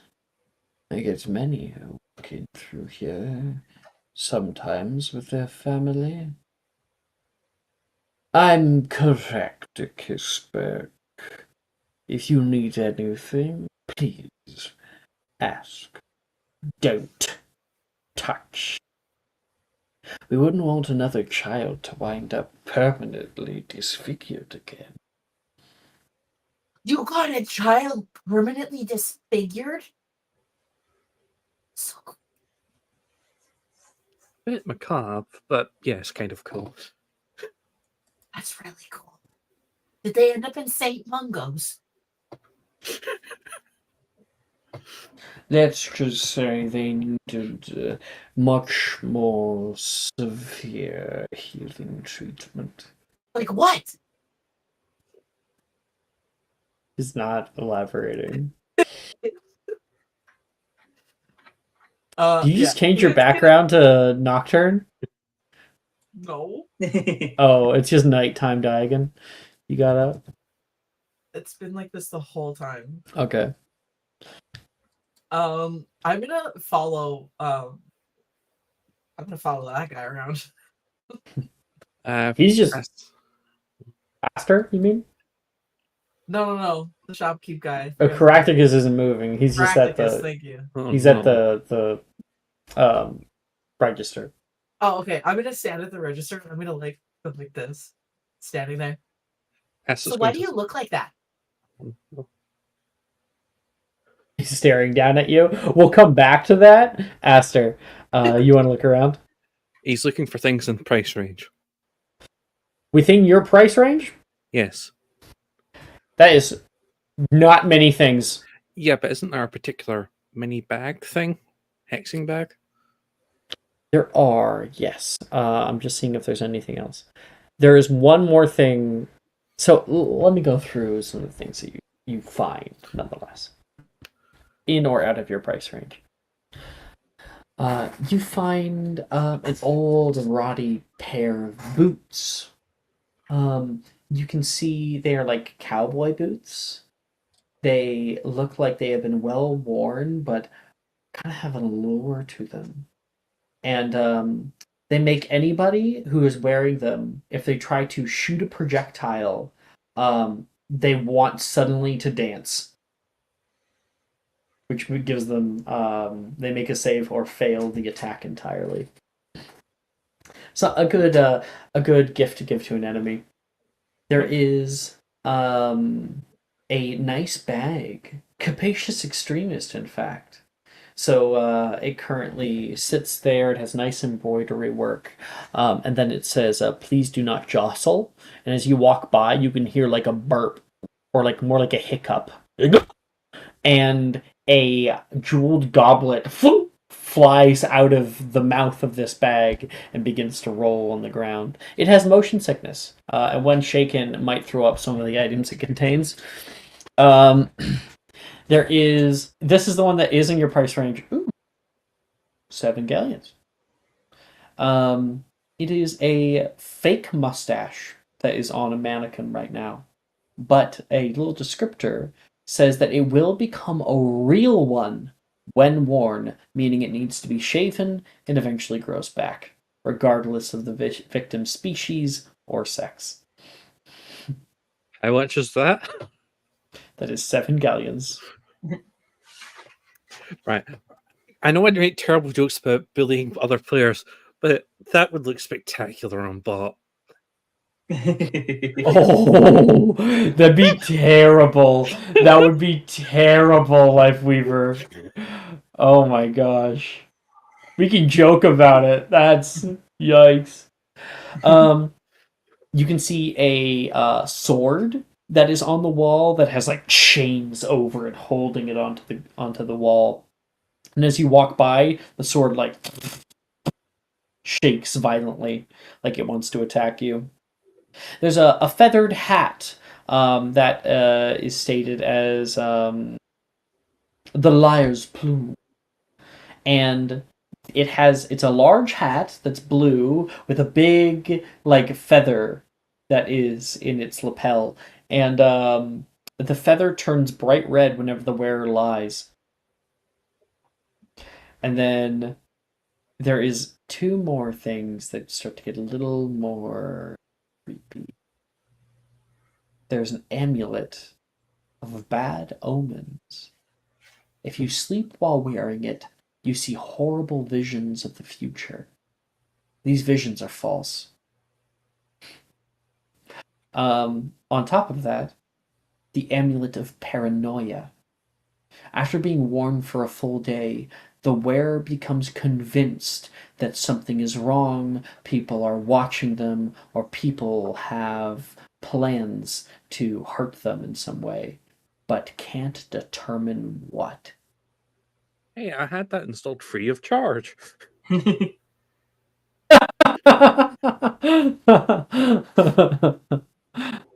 was funny. And then lastly, yeah, you're kind of looking around at everything else. The hex bags are actually up at the front. So we're going to cut back to Kian, who's currently harassing Caractacus. And why do you look like a little gremlin? The family secret. Must be the troll blood. It's not troll blood, but good guess. Must you advertise? Huh? Ian? I'm not advertising. I'm just asking him why he looks like that. He's got a weird nose. Didn't you see it? I was born with this nose. I was born with this nose. Good for you. He is very like, I fucking hate kids. Aster gives Like him an him. apologetic look. He's really nice. Don't insult me. What? That wasn't an insult. You're a nice man. I like your sword. What are you buying?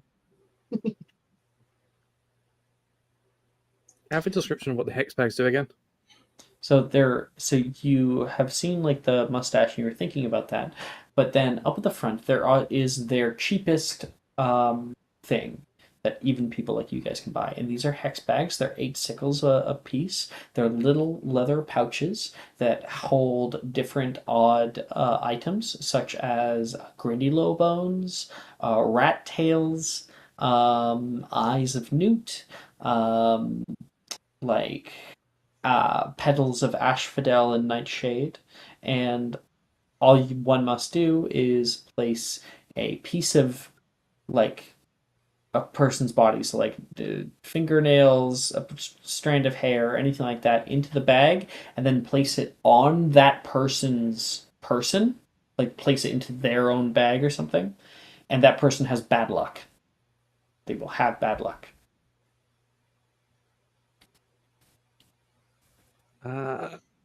He's going to buy 2 of them.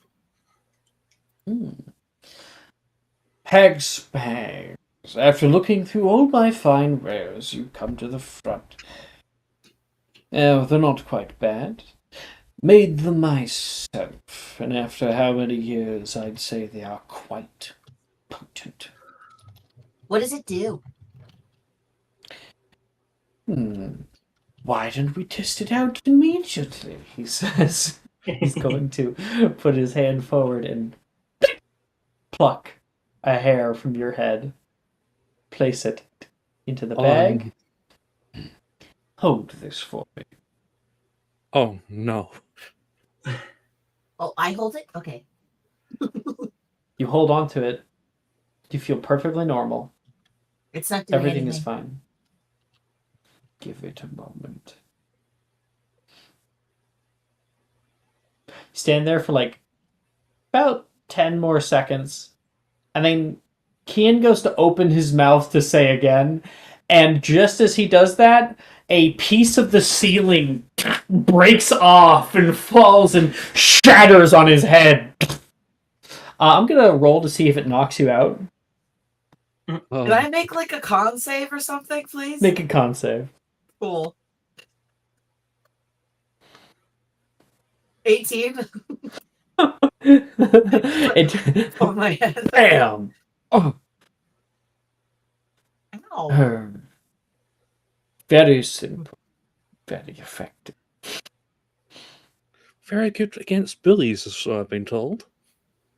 Oh, so we should give one to Sai then. That's my sister for reference. I think your mother would notice. I don't know.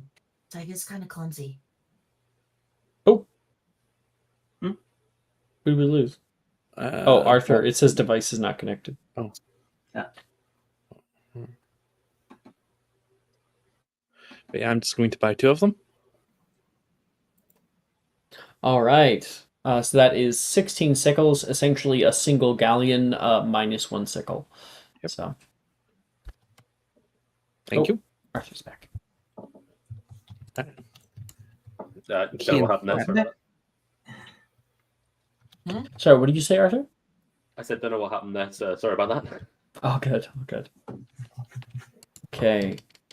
So with that scene done, we are probably going to be returning to... Actually, I can do one more scene, and then we'll probably take our break after that. All right. So returning to Diagon Alley out here. We close up on Bernadette Bott. Many of the rest of you have already gathered your things and are beginning to form around where Professor Milne is. He's currently counting kids, trying to gather up everybody that is supposed to be here. He might miscount a few times. There, everyone else is here. And Bernadette, you can see them just gathering up. All right, everybody, gather around. Gather around. 1, 2, 3. Please don't move. 1, 2, 3. He's counting the kids. You go out there, and where am I? Un momento. Is this the right? No. Okay. Stepping out from your respective stores, you're welcomed by the captivating view of Diagon Alley. The sun-dappled cobblestones gleam, leading your gaze toward the bustling storefronts and chattering crowd. And then suddenly, Miss Bernadette, there's a commotion. You can hear a voice yell. As you turn to see it, you see someone come barreling through the crowd and smashes straight into you. The 2 of you fall toward the ground, your books flying everywhere. Oh, what? Did Arthur leave again? Oh, yeah, he's back. The 2 of you fall to the ground, your books flying everywhere, and the boy rubs his temple on the ground. He looks up toward you through a mass of dark hair, and he squints and finds his glasses nearby. He puts them back on, and he can see that mound of books that lay strewn all around the ground. Bernadette, do you say anything? After the last one, where she's like kind of having a moment of like, okay, just in case this one's blind too, she like very quickly collects herself, like, I'm so sorry about that. I should have watched where I was going. No. He goes to speak, but then you can hear over the top of the crowd, Wilfred, get back here! Oh, crap! The boy yells and kicks back up to his feet and immediately runs farther down the alley without even offering so much of an apology. Everybody else who is here, Angeline, Arthur, Aster, Milne says, where's Miss Bott? You look back and you can see her on the ground. Her her nice dress having gotten a little bit of dirt on it. I'm fine. Angeline good. goes to help her up. But you look up and you can hear the voice of one Angeline Smith. The red hair in front of her face. She has empathic eyes. She goes to help you up. Oh, thank you. I appreciate it.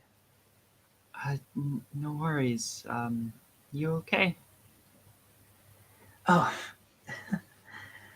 it'd take a lot more than that for a bot to be down and out. we're tough, so. Angeline, you kinda notice got that something in your her hair. Angeline, you notice that her knees are scraped. I'll just One of her knees. yeah. I don't have anything that can really help, so I'll just take a little like handkerchief and wipe at it slightly to clear off dirt. Oh, thank you. You're very kind. You are? Oh, I'm Angeline. Oh, Angeline. Bot. Bernadette Bot. Nice to meet you. You as well. Miss. Suddenly, from behind, you can hear, Miss Bot! What are you doing on the ground? Oh, you know, I don't get to visit Diagon Alley so often, so I'm just admiring it as closely as I can. Oh, we're just moving on to Madame Malkin's robes and get your very own. Here, let's get you cleaned up. I'm just going to kind of try to wipe off any kind of dirt that's on your dress or anything, and Angeline and him will help you back toward the group.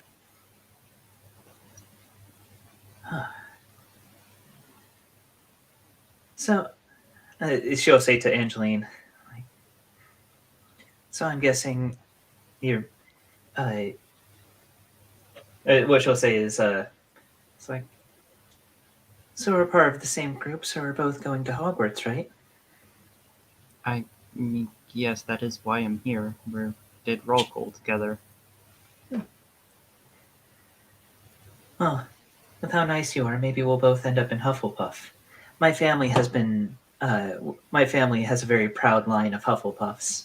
We've all been Hufflepuffs, actually. Must be a lot to live up to. Oh, you know, a family legacy is no small burden, but I'm just, the next one in line. So I've got it all planned out already. So that does help.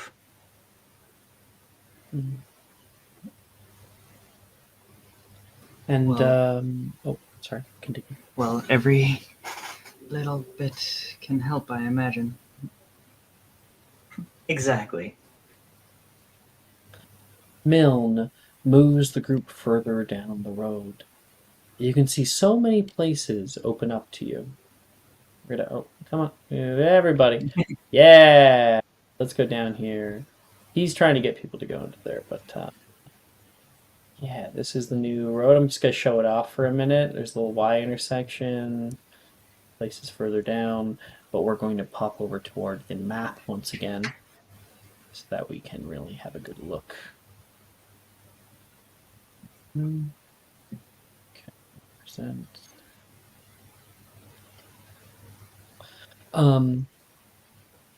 Namely, of the places that are now in front of you, you can see Weasley Wizard Wheezes.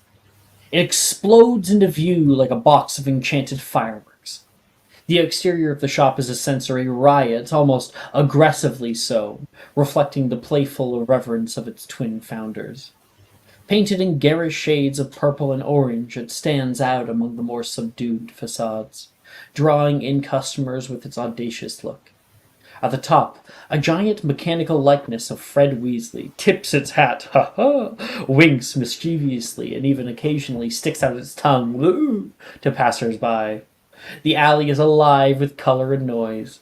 Children's squeals echoing off the walls as they run with ice cream scoops in hand, and Professor Milne tries to herd your group into Madame Malkin's robes for all occasions to get your uniform, but you can see there is a long line.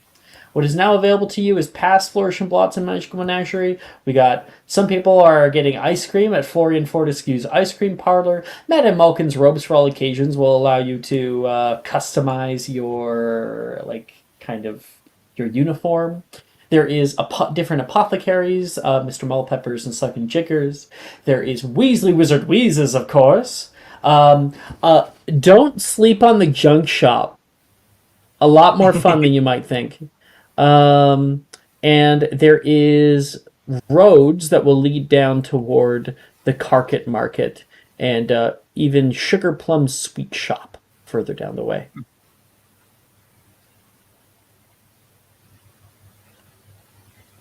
Wasn't Jordan's character meant to go to the astrology place? Yes, we're going to be doing that next time. Oh, sorry. All right. Yeah. We gave you guys a big scene, and then that next scene is going to be your next scene together. Sorry about that. Don't worry about it, Life Weaver. We know.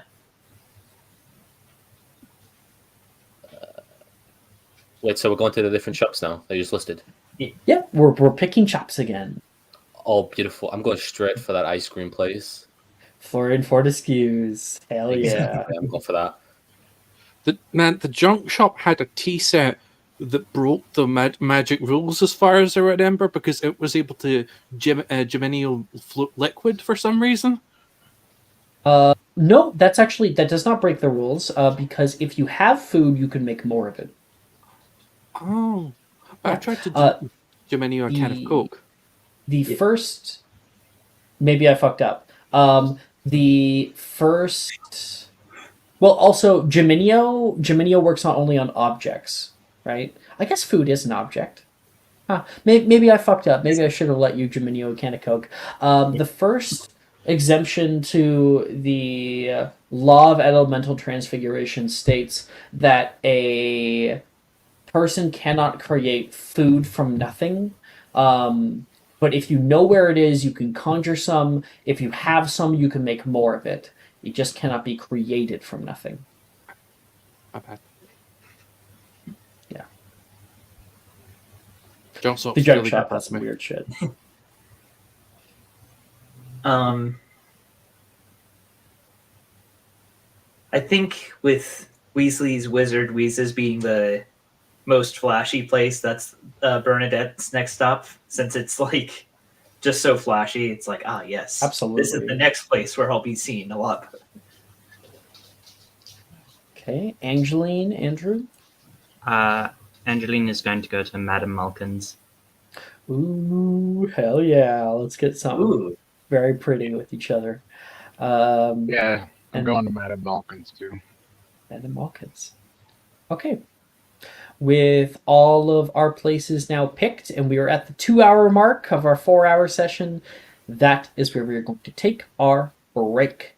The break might go a little bit longer this time, because I gotta go pick up food, but it's just around the bend, just a block away.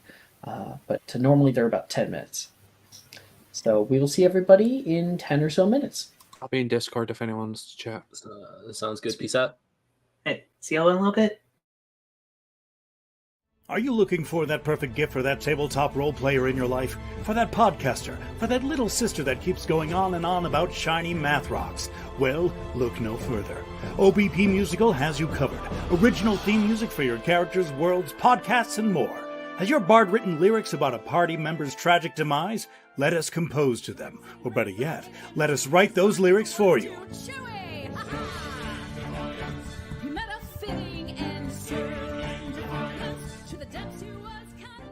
But the goodness, no, greatness, doesn't stop there. How would you like a cast member of Les Miserables, Disney, or Come From Away to sing your pieces? Oh, you bet you would. Fully orchestrated cinematic pieces.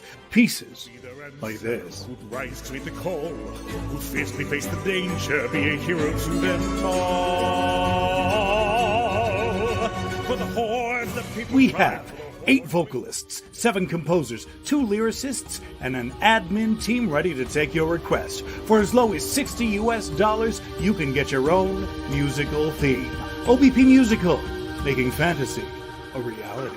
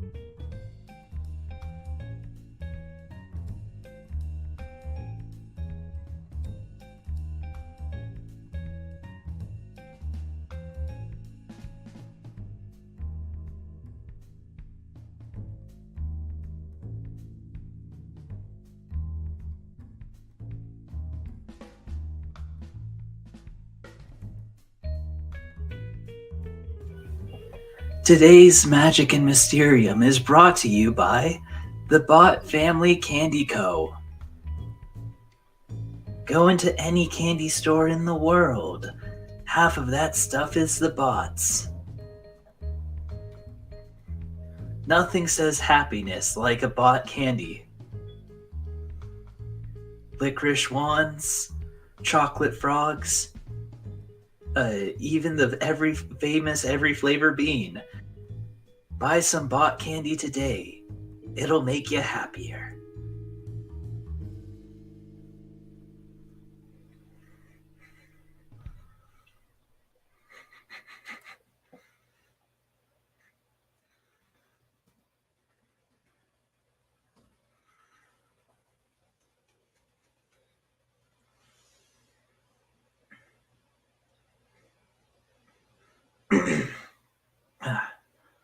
The typical Annie advertisement. Now Yep. all bot flavored.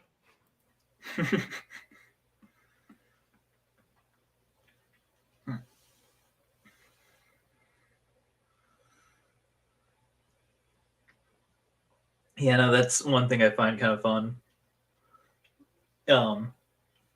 With playing a bot is that I'm basically I'm basically just gonna make it canon that like you go into the store and it's like how when you go into any grocery store, there's a good chance that like that you'll grab a Coca-Cola product because they own so much stuff. So it's just like the bots are like that, where it's like, yeah, go into any candy store, there's a good chance you're gonna buy something that they put out.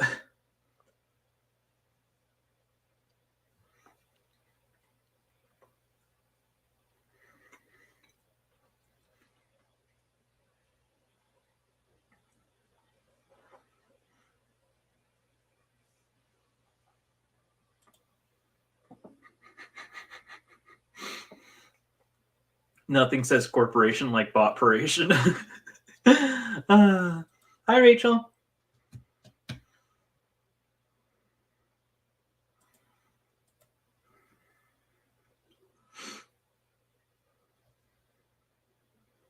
So is everyone enjoying it so far? Oh, I'm loving it. Same. It's always fun meeting like it's always fun. I've done this one time before, the very beginning, but this kind of stuff is always fun, like meeting characters and uh, running around and doing fun stuff like this. I must admit, it feels weird not playing an anxious character.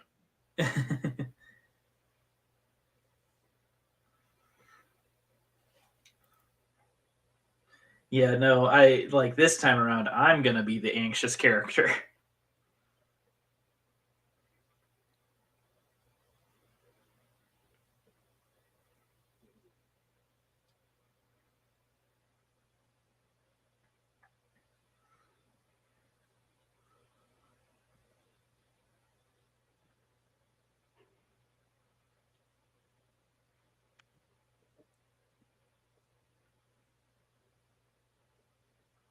Yeah, Bernadette's just gonna constantly be worrying about her image, how she appears to everyone and everything. What's that? Set fire to bot's image? Got it.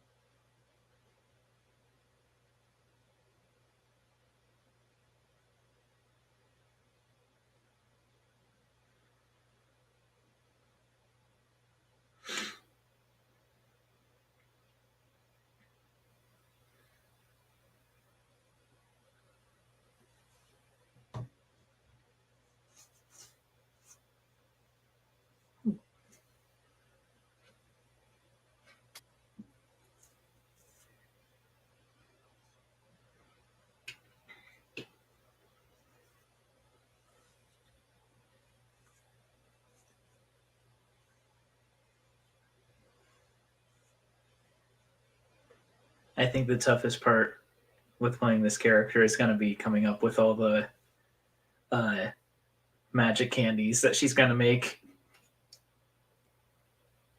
Like, I know there's a bunch that are already in canon, but I'm going to have to make up some of my own. That's going to be interesting. Yeah. Oh, you know the sort of candy that crackles in your mouth? Oh, Pop Rocks? Everlasting Pop Rocks. Pop Rocks. A real explosion in your mouth.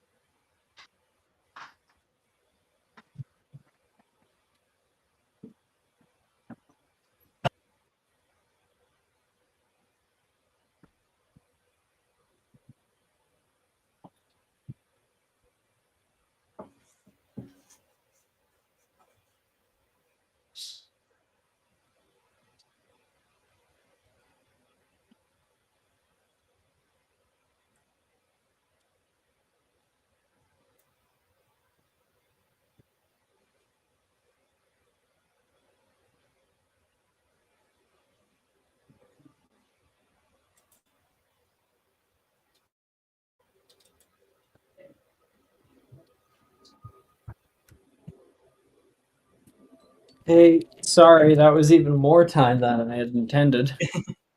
Oh, Oh, no worries. Understand. It happens. we were stuck behind a bus that was going 20 kilometers an uh, What the fuck? jeez. Slower than a goddamn school zone. It was great. I had the other day I was driving and a motorcyclist cut me off on the freeway, and then the freeway turned into a one-lane road. And what a saint! The motorcyclist let all the slowest cars in the world pass him. I honked at him, and he was like, he pointed at the road, showing that it was becoming a one-lane road, like looking at me as if I was an idiot. And I was just like, I have never been this tempted before to actually hit someone with my car. For reference, for our Americans, it is 12 miles an hour. Sorry. Very sorry. But we're back. We're back. Woo. We'll have a little more time. I'll just put a little more time on the end. Yeah. We can get that back. Hope everyone's having a good time. I sure am. This has been a super fun drill. Yeah, it's fun. Oh, I'll need to vanish for a few minutes. I'll be as quick as I can. Sorry. Sure. That's fine. You're a nocturnally anyway. Okay. So we had Bernadette Pot going to Weasley Wizard Wheezes. We had oh she left. Right. Robin's gone. And then we got, I think both Arthur and Andrew were going to Madame Malkin's. Was I right about that? Or I was going to the ice cream place. ice cream. Okay. Ice cream. I'm just organizing it on the Tailspire here. So we have you over at the ice cream parlor right there. And then we've got around the way Madame Malkin's robes for all occasions. Weasley Wizard Wheezes right here. And just Robin hanging out here now with Professor Milne. She'll probably be going to Madame Malkin's too. So. Okay. And of course, our two boys. Going over here. Okay. My music suddenly changed to cozy coffee shop ambience. So I'm gonna put that Brought back. from the Diagon Alley one. Say, Yeah. It's like Rain Cafe stuff. Damn. Rain Cafe. Lo-fi. Lo-fi Diagon Alley beat.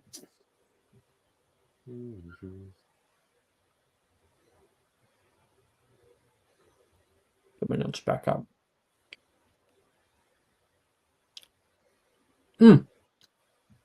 Let's do Florian Fortescue's ice cream parlor.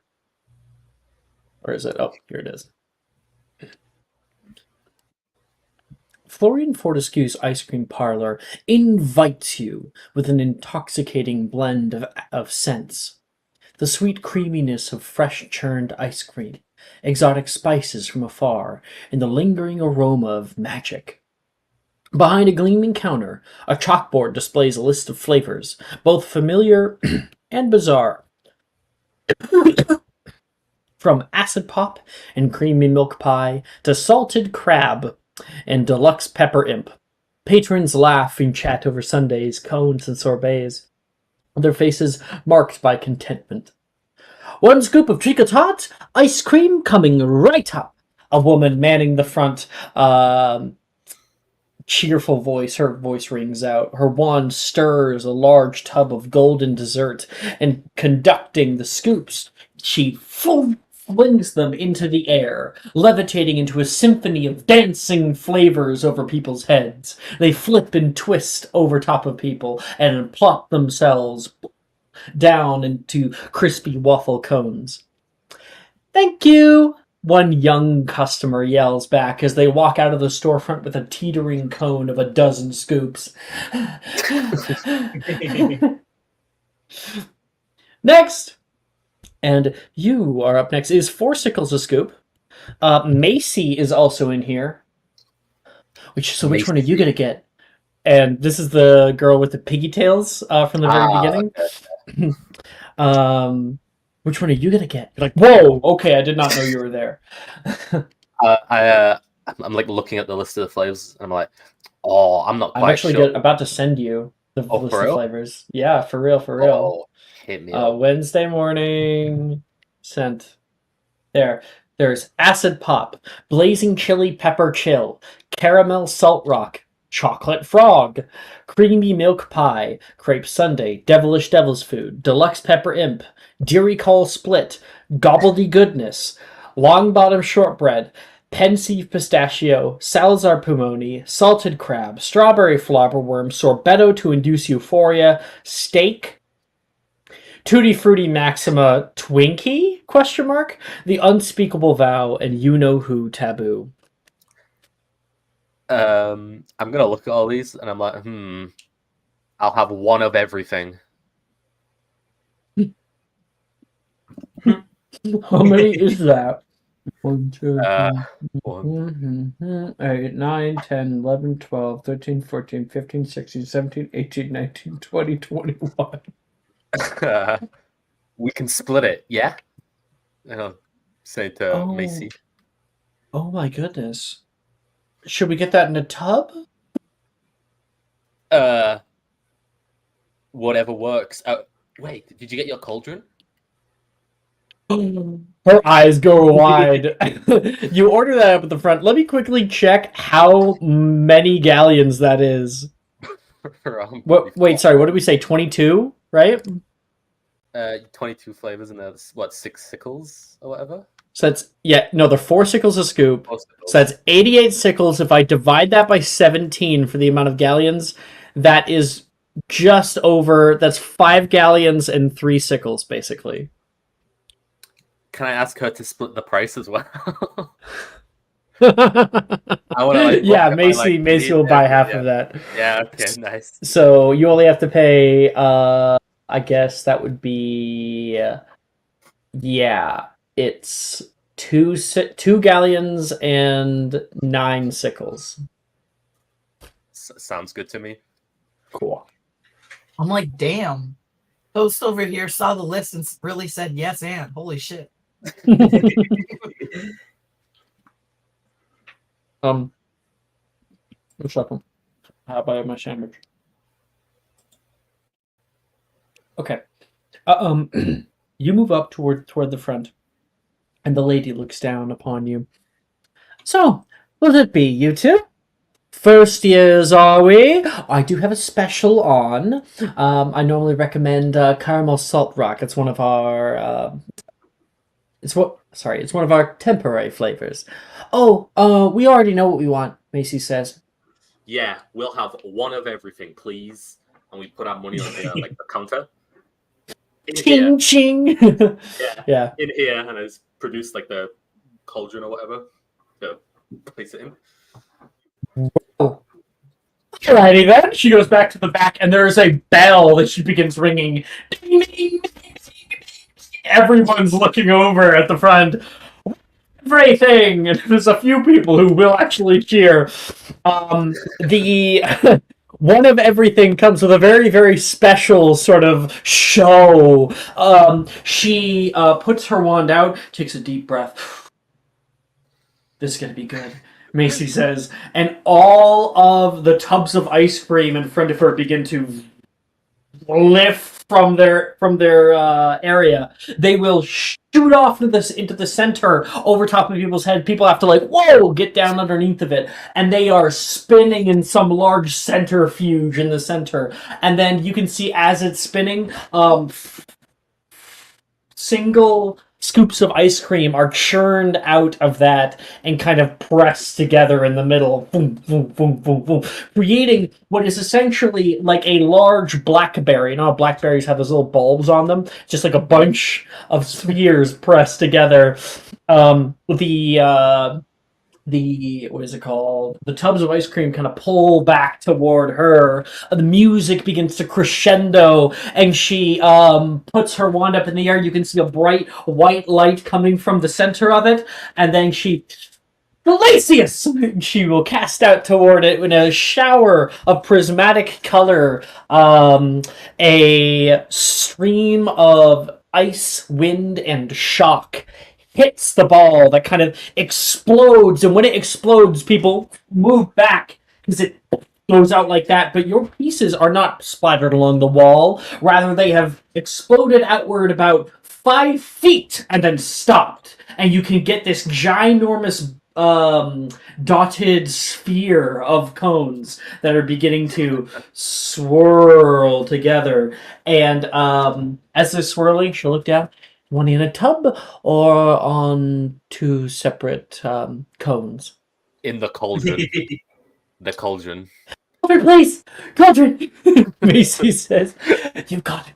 She's going to whisk up. All of them kind of like turn into a long line of ice cream scoops that spin upward into the ceiling, kind of in this helix formation, and then shoot straight down. The cauldron quickly fills up with ice cream. And here's your spoons. Everybody will clap out. Bro, I want to give her a 1 galleon tip just for that display. That was beautiful, beautiful. She gets a lot of them. Thank you kindly. Wait, so like, oh wait, this is, and then like after like she does it, I like look at the Macy and I'm like, this is way too much ice cream. Do you think we can eat it all? Like, how long will this take to eat?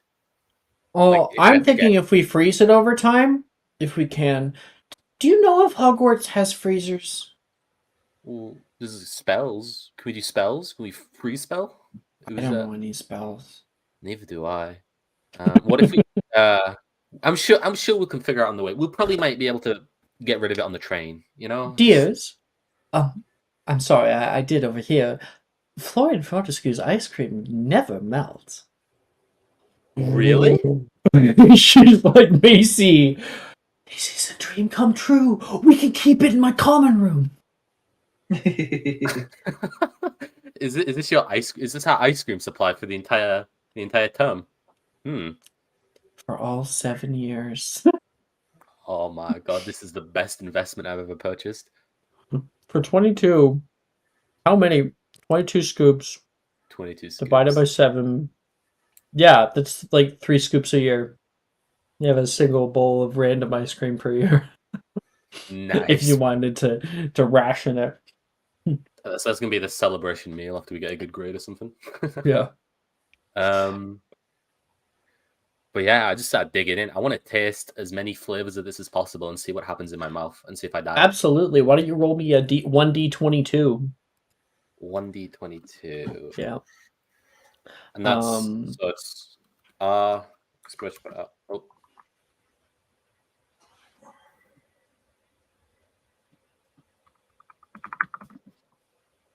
Here we go. What did I get?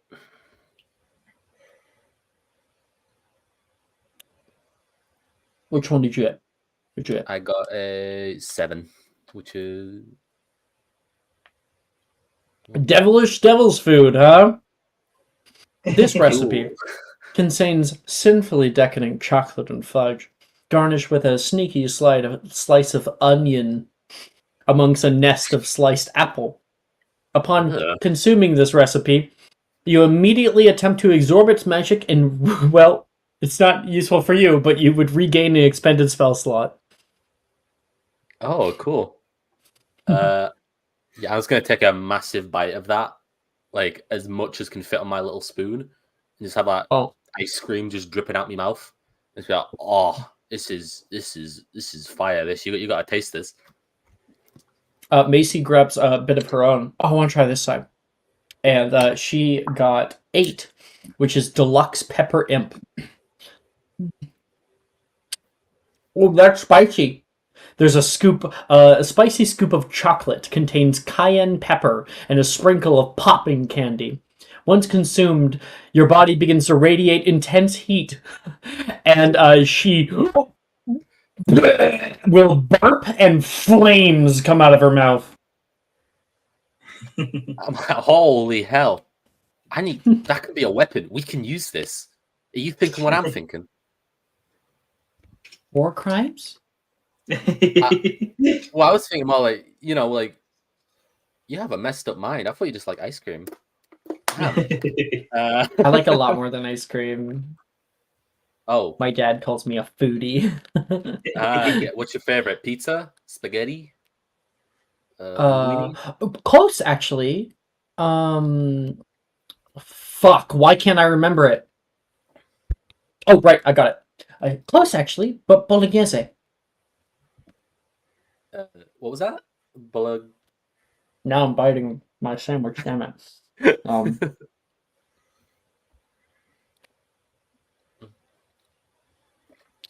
Bolognese.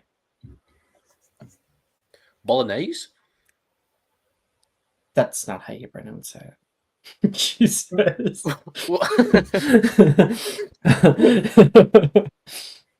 Yeah, I'm like, oh, it's with it. Oh yeah, fair. You you a good chef of your bolognese? Bolognese? Niese. Bolognese. And to be clear as to what that is, here is bolognese. It's of course Italian. It is a type of pasta. Oh, I'm sending it in rolling for some fucking reason. I don't know. With a beautiful sauce. She goes on and she will tell you that, well, my dad used to be a chef a long time ago, so he has a lot of like chef friends. Sometimes we have them over, and he likes to make stuff at home. But he quit that job a while back. Oh, did you just do cooking around the house for you then? He's Yeah. yeah. Oh, gourmet meals galore. And Oh, you're living the life.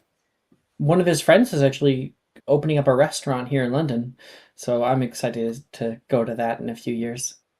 Oh, cool. I have to hit that up. I'm pretty into food. I love all the food, noodles, noodles with like chicken, with like broccoli, I love it all. Noodles with sauce? Oh, that too. Just a lot of noodles, I think. Yeah, nothing else. But yeah, ice cream too. Ice cream's pretty good. Yeah. Ice cream is pretty good. She says, looking down at your big cauldron of ice cream. How much does this weigh? Can we carry? Oh, it's heavy. It's heavy Yeah. as fuck. If you've ever carried a tub of ice cream, it's very heavy. Y'all are You got to making me teach it want upon. ice cream. Same, actually. You got some. Well, Jordan, you got some. I know. In I'm the gonna have freezer. some. Okay. And that is your ice cream adventure. Beautiful. Inspiration to Arthur for getting one of everything. Oh, nice. Oh.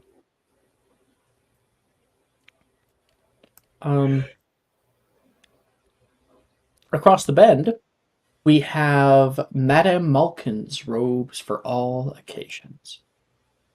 Stepping into Madame Malkin's is like being wrapped in a rainbow of silk, velvet, and satin. Soft fabric flows from ceiling to floor, a dazzling array of robes for every occasion. Colors range from modest hues to extravagant patterns, the latter catching the light in the most unexpected ways. The murmurs of approving customers and the rustle of fabric fill the air. At the end of the long line, a young witch twirls on the mirrored pedestal, her robes billowing around her. Perfect fit, Madame Malkin says with confidence, levitating a pair of silver scissors that cut the last fabric thread off the garment. Oh boy, hope she has enough fabric for me. A boy in front of you in line jokingly says toward you he is considerably small. He looks, if you are aware, if you're pureblood or half-blood, he is goblinish. Let me show you an image.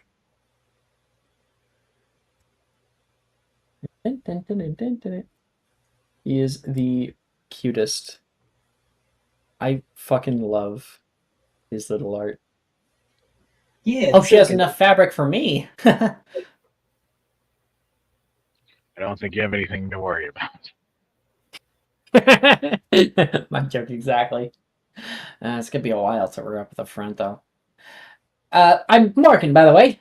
Morgan Cook puts his hand out toward you, and you can see he has completely black eyes, little pointed ears, is just under 2 feet tall, and has spiky teeth. Shake his hand kind of reluctantly. Andrew Duffield. Duffield. It's your first time in Diagon Alley, guys? I've been here before. I live here. Everybody here knows me. Even Madame Balkan. I don't really come in here as much, though. I wonder if she's going to let us customize her robes. I'm going to get like a big flare, like a collar that goes up behind me like I'm the queen or something. You're a student at Hogwarts. Gonna be. Yeah. Half wizard on my mother's side. Yeah. They work out in Gringotts Bank. You can only imagine how she met my father. What about you guys? Where are you guys from? Duffield Estate in Derbyshire. Oh, man. That's a little ways away, isn't it? I honestly have no idea where that is in England. Toast! Help! Life fever!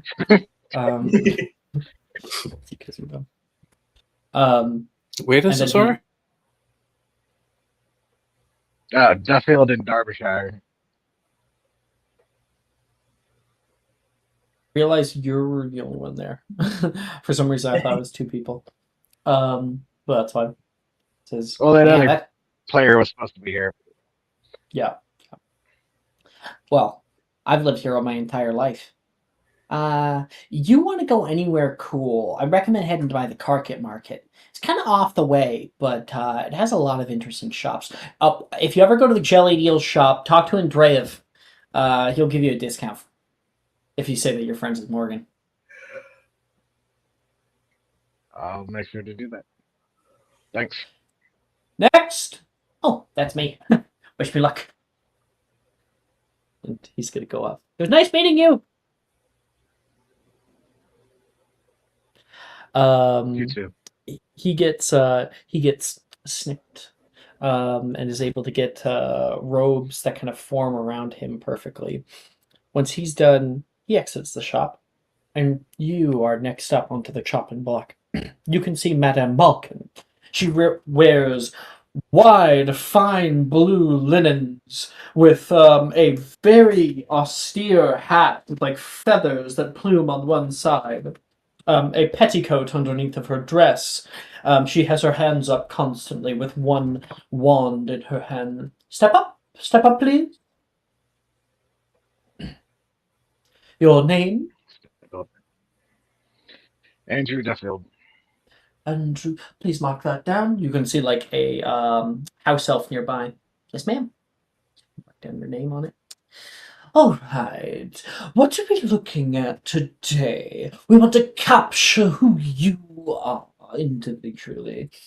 So you already wear quite fine robes. Must be of local make. I hope it wasn't twill fit in tattings. And she will whisk her wand, and rolls of fabric kind of will fly off the walls and begin to cut themselves into shapes. And Andrew, you enter the character creation screen of this video game. In which case, see, this is something I've never actually done before. But it is something that all of you will get to do because it was an idea from one of my other DMs, Ben, is why don't we allow students to customize their uniform? So like it still has to be within the bounds of a uniform, but it can look however you want. So Andrew, how do you want your character to show themselves off to the world? what kind of features of your robes, of your undershirt, of your maybe kind of tie, bow tie, cravat, your pants, your shoes, what do you want to show who Andrew is? I haven't really thought of that.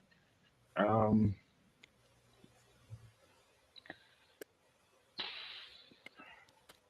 If you want, we can do another scene, and we can return to you so you can tell us when you come out of the store. yeah, that'll work. All right. Jump up onto like Pinterest or something. Pinterest has great stuff. You just go like wizard robes concept art or something like that. And you can pull some ideas up. Character concepts. I don't know if you ever use Pinterest, but it's very, very useful for when you want to find, like it's way better than like Google image search. Okay. And if you click on something that like piques your fancy, it'll show you a bunch of things that are similar to it. Wish I could just bring up my legacy character. Yeah. You just look through some Hogwarts Legacy robes. I'm Okay. stealing I dips the relic Ravenclaw because I've already got the model out for rendering. What is it? Relic Raven? Can you send an image? Yeah.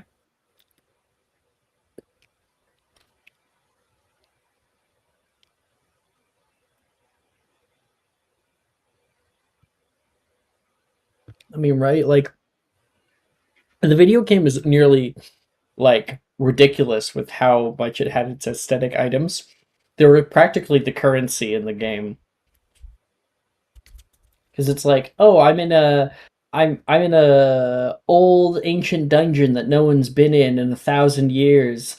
Oh, pair of sunglasses. Why is that?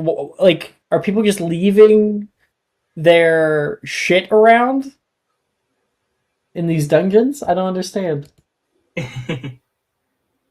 Ooh. Are you gonna go for the tricorn hat there, or? No, it's just the robe. Okay. I've always liked that robe. Anyway, yeah, it's a cool robe.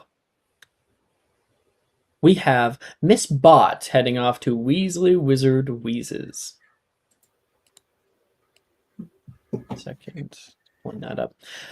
Weasley Wizard Wheezes hits you like a firework of laughter and trickery. Brilliant flashes of color explode around the room from a display of their famous scriving snack boxes and spectacular fireworks. Shelves brim with joke items, extendable ears, puking pastels, and nose-biting teacups, all riotously packaged. Giggles echo around the room, each accompanied by a sudden whoosh of a spell and the snap of a trick wand. The Weasleys promise mischief in every product. Here, try this! Yells an enthusiastic student, tossing a daydream charm to a curious friend. You stand in the thoroughfare here.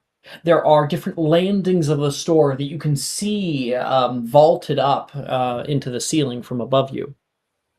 And up above on the second floor landing, you can hear the erupting bellow of an elephant and see a stack of dung bong boxes that have formed into the head of an elephant. You can see the face of the boy who smashed into you earlier, and he's carrying a large stack of items and takes a dung bomb for good measure, adding it to his pile before moving out of sight. I think Bernadette in this moment feels very out of her element because most of the time when she's around growing up, most of the time she was around other kids was like at social functions for rich people. Mm-hmm. So being at a store where kids are running around and just playing, she's like, yes, I'm totally a cool kid. I also like to play and have fun. How do you do, fellow children? So Steve Buscemi. So yeah, she's gonna walk around sort of very like deer in the headlights mode, like, yes, I'm looking at the stuff that's popular. because I too like the thing that you like. Here, this is the meme I'm referencing. Oh yeah. I know the meme. How do you do, fellow kids? I need a little bit of water. I'll be right back. Okay, just getting the water.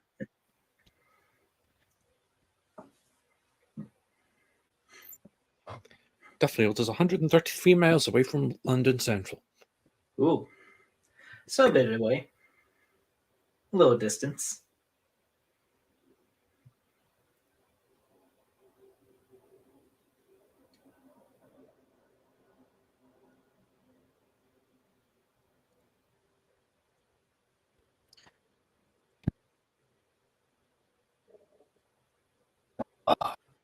Back to the grind. Okay.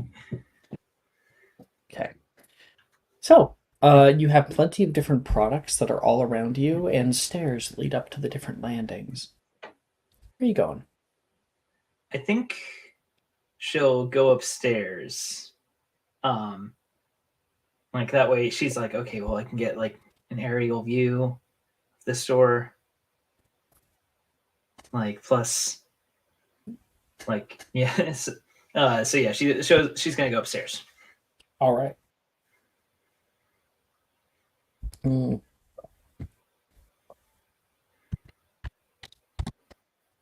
moment. Yeah. Why don't you roll me 3d49 Ooh, okay. to figure out just some of the things that pop out to you, their products. 3D49. Yep. 42, 11, and 4.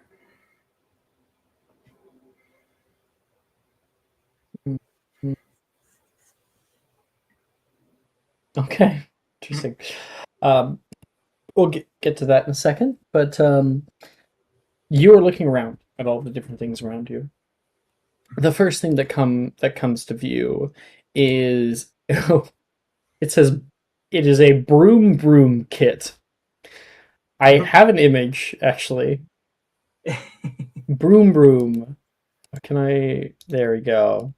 Sending to you guys now. Oh, wrong one. Oh, did that not copy? Weird. Ooh. Broom. It is a spoiler, and like front fins, a spiked topper, and a rocket that attaches to any brooms that you have. The rocket can send off like colored plumes of smoke, so you can write things in the air, and the other shit just makes it look cool. So that's the broom kit. Another thing, you actually rolled dung bombs, which means that I will give you a. Oh, firstly, I'll show you this because the packaging is a bright cyan color with the face of an elephant on it. Dung Bombs W, freshly delivered every third Friday.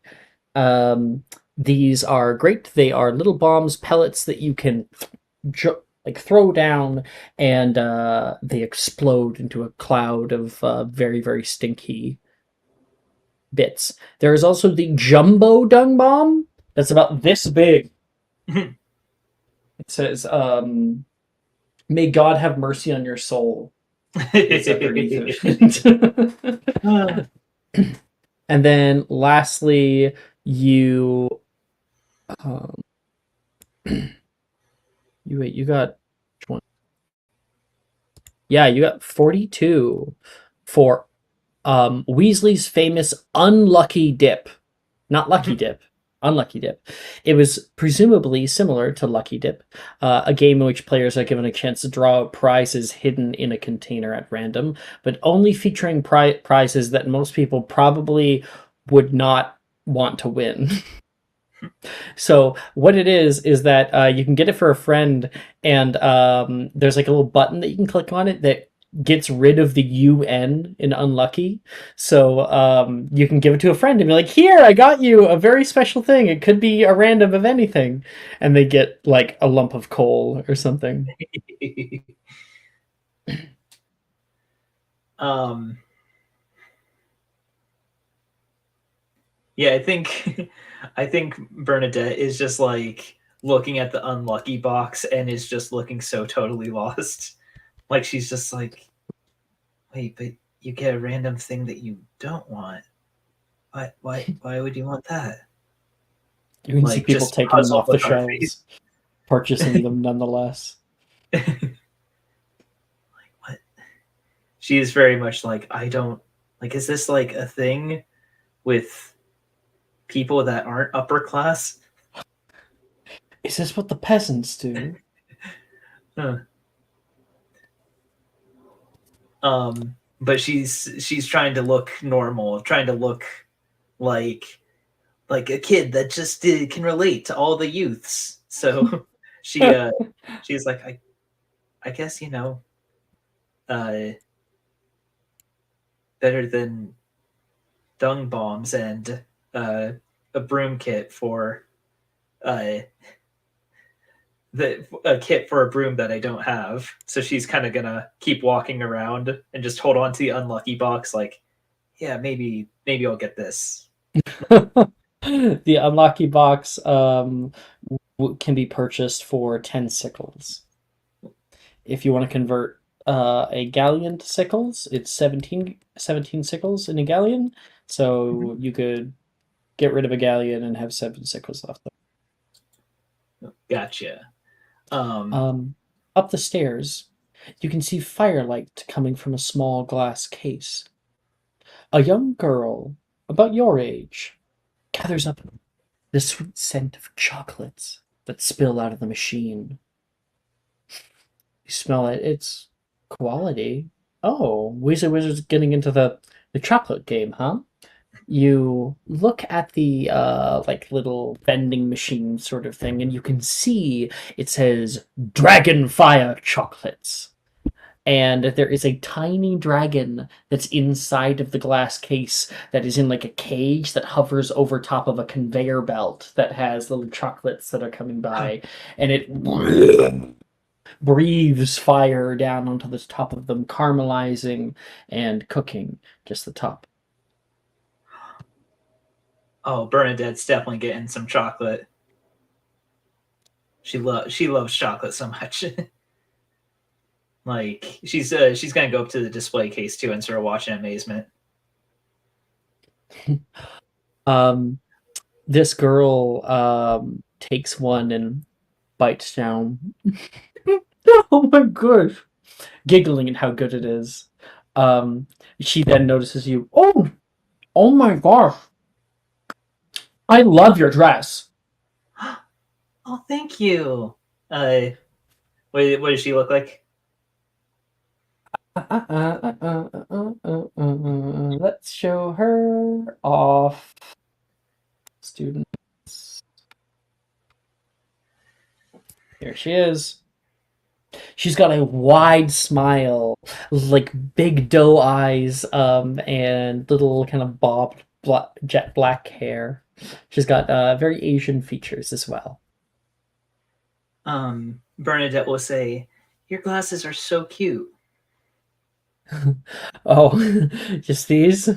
Yeah, I got them back in. Oh, my mother bought them for me out in Ikebukuro. Oh, are you, so are you visiting? Or, Oh, no, I live here. Do you? Oh, you have a little bow. I want a little bow. oh, well, I wanted to dress up nice today.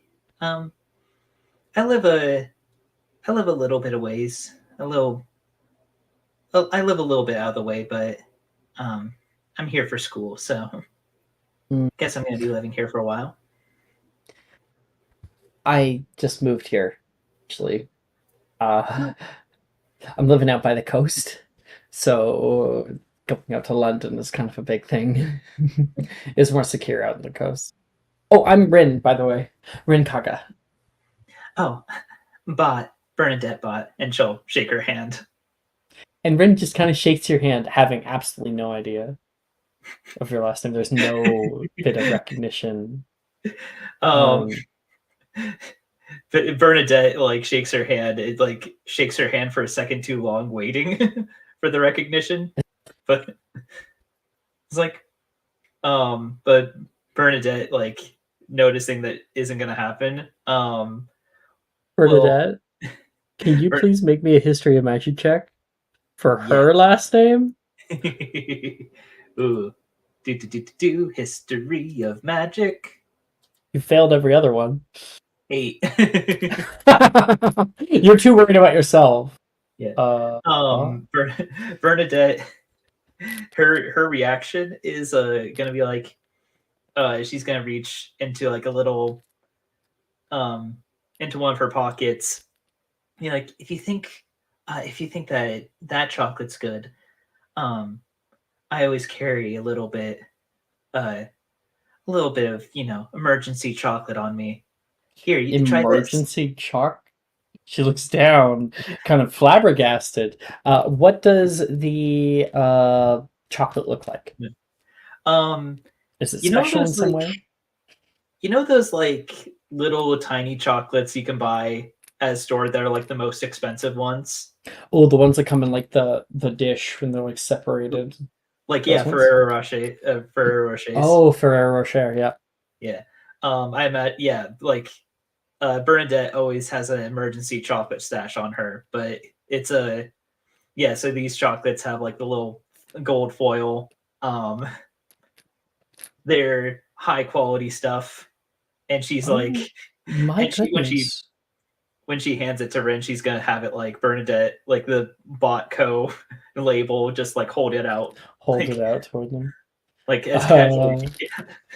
I'm going to hilariously make a perception check. Not high enough. She doesn't even take that hint. Oh my gosh. My goodness, that's even better. What is it? Is that nougat? Oh, well, we like my family likes having stuff on every shelf, even the higher tier, the more expensive stuff. Are you like a chocolatier? Oh, sorry, I don't go around bragging about it. But yeah,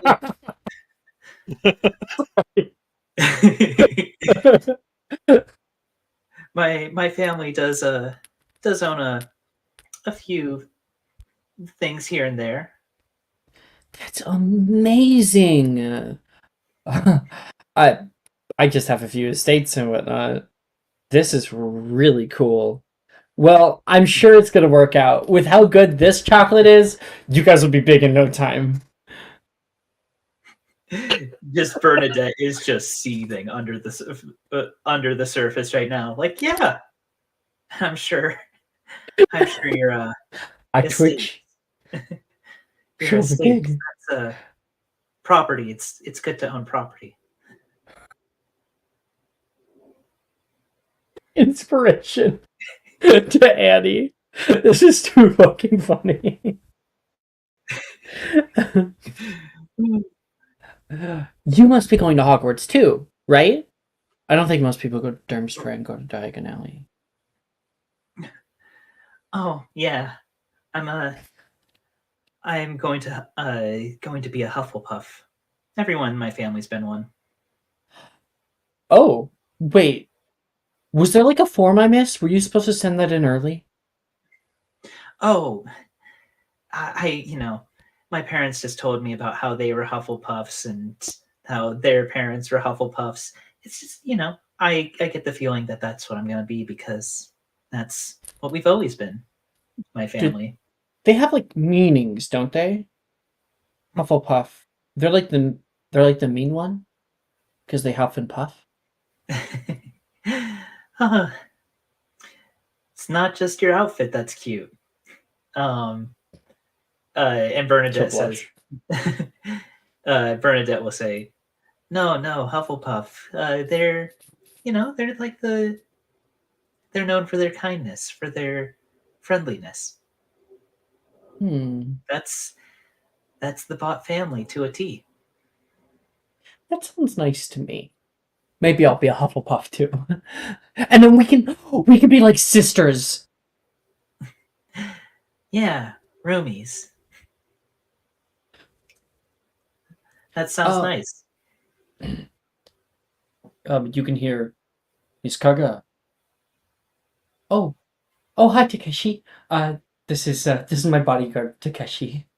She says, pointing over toward a man dressed in like a very exotic, because not from here, robe, sort of like a gi, and he has on his side like a spalder with leather armor and two swords. Oh, a bodyguard. Must be someone important. Takeshi's always really nice to me. Say hi, Takeshi. That is not how you pronounce that, by the way. Takashi. Takeshi. Takashi. Anyway, I I'm doing the would've Valley made- Girl, right? I said it the way a Valley Girl would say it, which is not how Rin would say it. You're completely No, right. she would Jordan. say it right. I Yeah. know. I can't be perfect all the time, and You have to be he perfect all the time. stares down toward you. Doesn't say anything right away. Looks at Rin, looks back at you, and then nods. We need it at the bank.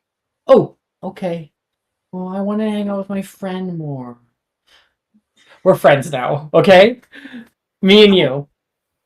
Oh, I'm sure we'll be besties in no time. Find me on the train. Okay? She'll like grab your hands. Oh, of course. I've never gone on a train before. It's always been traveling with our personal carriages. So Yeah. Have you ever been to the Portkey terminal? Huh. They were so nice out there. no, I don't think I have, but maybe someday you'll show me. Miss Kaga. Right. Okay. Bye. Bye. Bye. Go down, taken away by her bodyguard. As soon as Ren turns around, like Bernadette's smile just drops. Like No respect anywhere. I'm sure you'll be big in no time. Great scene, Bernadette. Elsewhere right now, we of course have Nocturnally, our two cousins, heading in to the Starry Prophecy. Let's go. Let's see if I have it here. I don't think I have it express.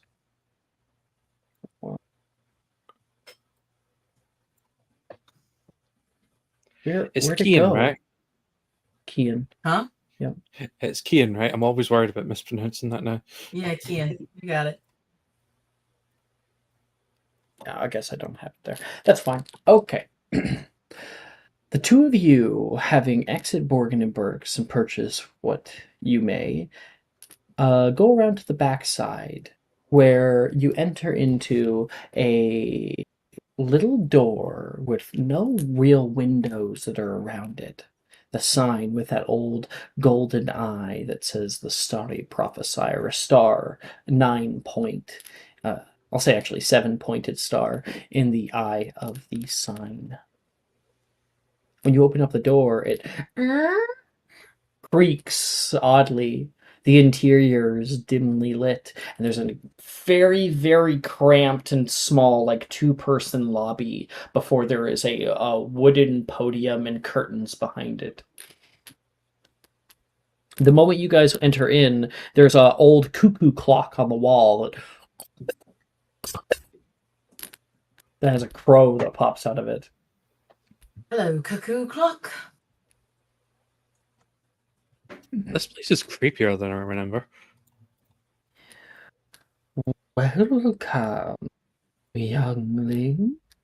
You can hear like a weird voice, and then coming out of the curtain behind the podium is an old, shriveled woman, similar to a raisin.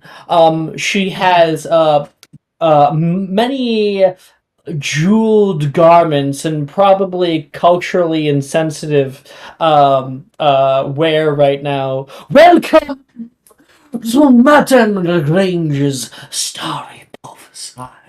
I foresaw your coming. Did you really?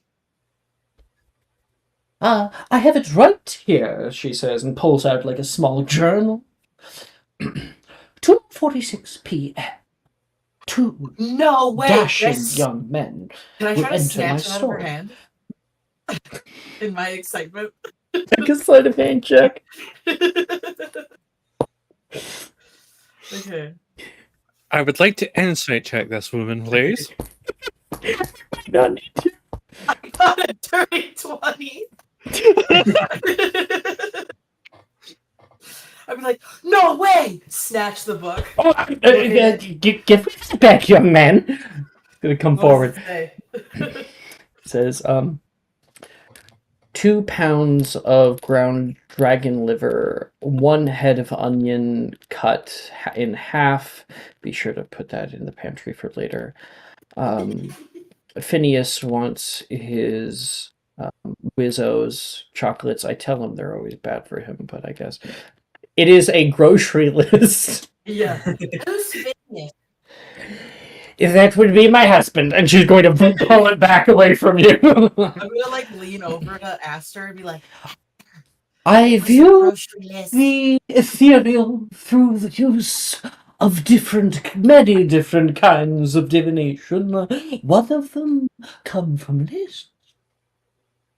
I would like to insight check this woman. Now you may insight check.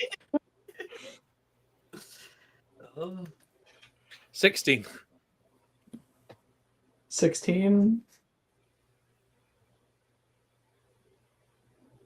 You're leaning toward this woman's a crock of shit.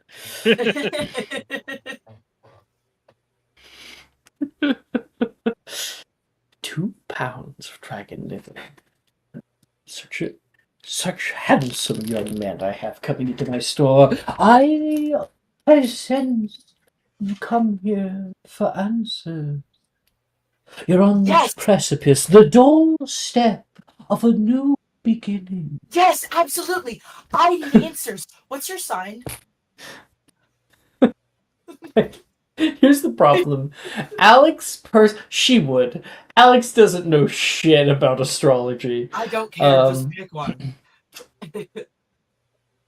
Gemini. Oh, so you're Two-Face. Cool.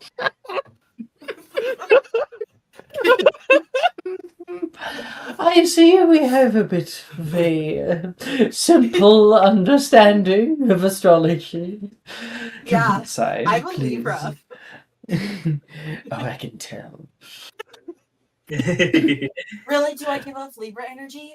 Forward, Tell come me I give off forward. Taurus energy? Shut I don't up! think that that's really true. She will crack at you. I mean, divinations requires a soft, If anything, I would quiet totally be hand. maybe more of like a Cancer or perhaps a Capricorn, but I think I'm like exactly like a Libra.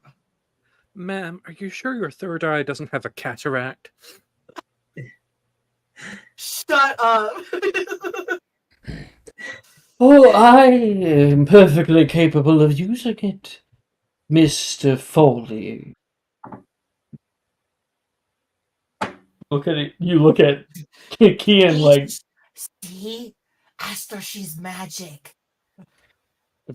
I come down the street all this time. My dad visits here. Remember? Maybe your dad comes here, but my dad says it's got voodoo shit down the street. voodoo They shit. both have the same second name. Wait, what did you say? both have the same second name, he said. You know we both have the same second name? I'm just going to sit in the corner over there, just not doing anything. I'm just going to observe. With Come two forward. I'm gonna like lean into Aster's ear, like as he leaves, I'm gonna like grab his arm and be like, Make sure you nick something on the way out. I'm not you. I can't do it. Come forward, young man. What are we looking for today? Perhaps crystal ball reading. We can see what Like those tarot people in the cards. darkness are up against. Tarot. Right, you are. The divining capability of tarot is great. Let us see. You know, I have never been done wrong by a tarot card reading in my life. They always get I it right. will warn you, I do not show that which the user permits or wishes to see. I show the truth. And she's going to unfurl a mass of cards down on the table in front of you. Where shall I cut the deck? And she will shuffle. The bottom. Good choice. Good choice. She cuts it there, and as she's just starting to pull out the cards, you can hear, Denise, have you seen my robes? And a very old, also shriveled, very lanky man with like a sort of let's say he braids his beard, like into like a little rat tail. He comes out like through a side door that was previously unseen, and then sorry, he's Hi, going to. Phineas. How are you today? He was in boxers. okay. He immediately goes back into the to house. Obliviate me.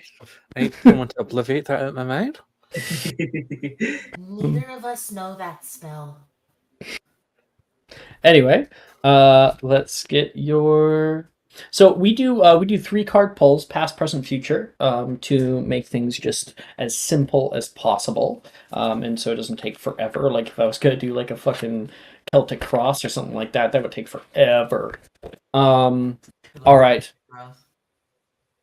Let's look into your. My past. Oh. I suppose that makes sense. Temperance. Upright. Temperance was a bitch. Temperance signifies self-discipline and strength of character.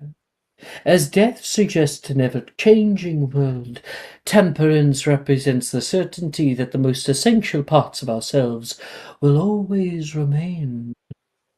Despite the challenges and pain that often accompany change and growth, you may find that your strong personal and interpersonal foundations will help keep you grounded. I can sense someone close to you, someone that you grew up with. I mean, Aster's right there. Hold tight to this person. They will show you the way forward. Hey, Your Aster, present. do you need a hug? Do not address him right now. Pull again. One more. Wow. I legitimately pulled the next card in the series. Ooh. The Devil. Reversed. Your penchant for self-restraint and discipline has become stifling. In the past you have been dutiful and responsible, and you have denied yourself joy and satisfaction, which I assume is why this behavior has permitted itself. He's always like that. Just like a big shit-eating grin. These Momentary choices of new behavior have unfortunately developed into a bad habit of talking over people and being generally obnoxious. Your future. What does She's- obnoxious mean? I'm sure you'll find out. Um,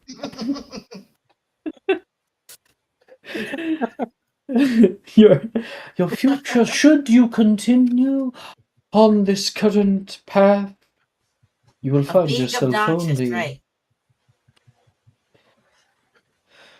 You will find yourself only in judgment. She slams that card down on the table. It is in reverse. You can see this guy heralding. Well, Looking back on your journey this far, do you notice that you have chosen to act too much? You may have overcommitted to this little bit in an attempt to meet your goals of freedom, leaving you feeling embittered over time. In this position, judgment indicates a certain amount of unresolved enmity for your past. Be careful, Esther. The seed say toward Kyan. You've hidden away aspects of yourself out of embarrassment or regret, but now, Kian, you must now confront them before you can move on to a greater calling. Oh, I missed that. I totally zoned out. What was that? Oh.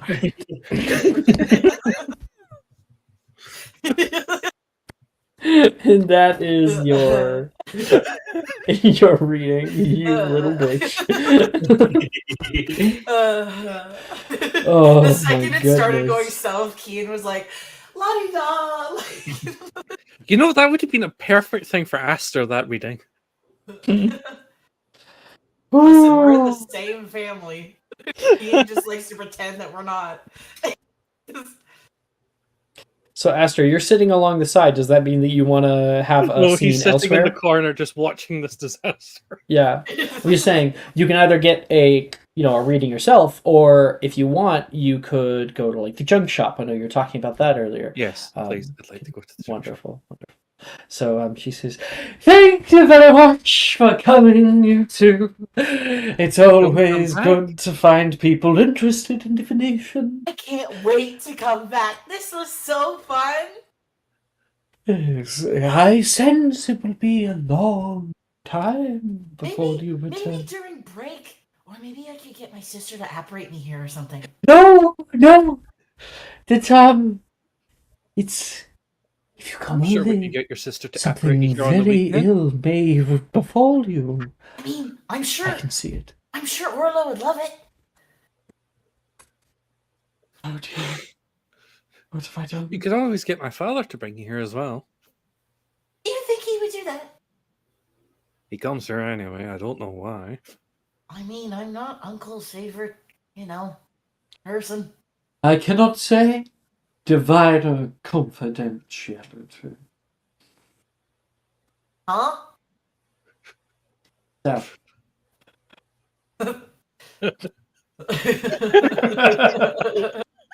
I get like I can't breathe.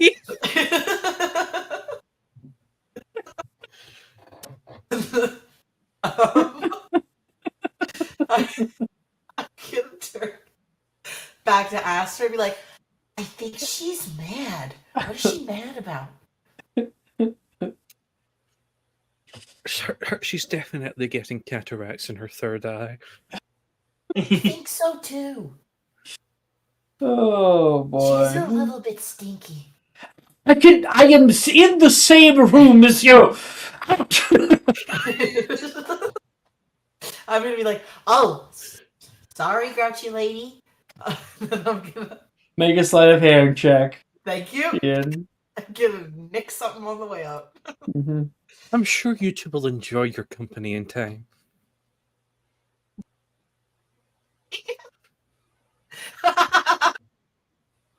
Give me something good. What'd you get? I got a nat 20, bro. Give me something good, dude. A nat 20? Yeah, give me something good from in here. You're fucking kidding me.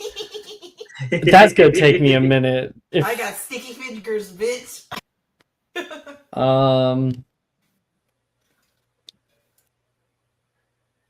It's gonna take me a minute. No worries. Find you something worthy of an actual 20. Thank you. Are you going to steal from the teachers, Jordan? What do That you would be think? funny. Yes. What do you think? I'm gonna be pickpocketing fucking everybody. Your pockets aren't safe. Make sure you look down.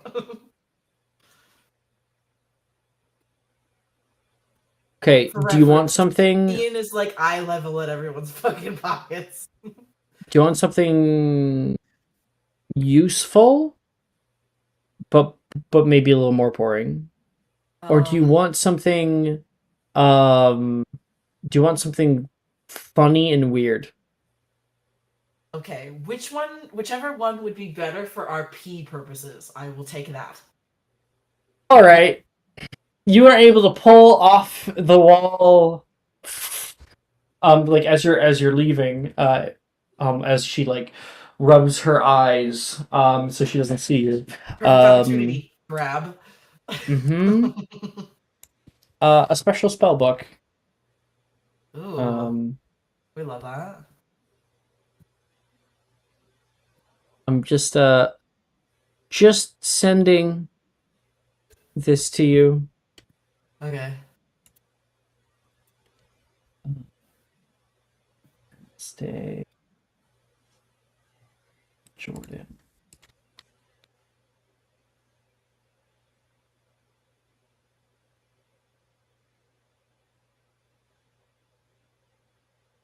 How do you like it?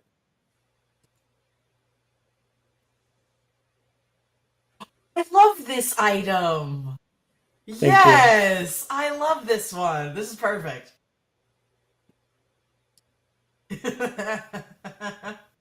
Nice.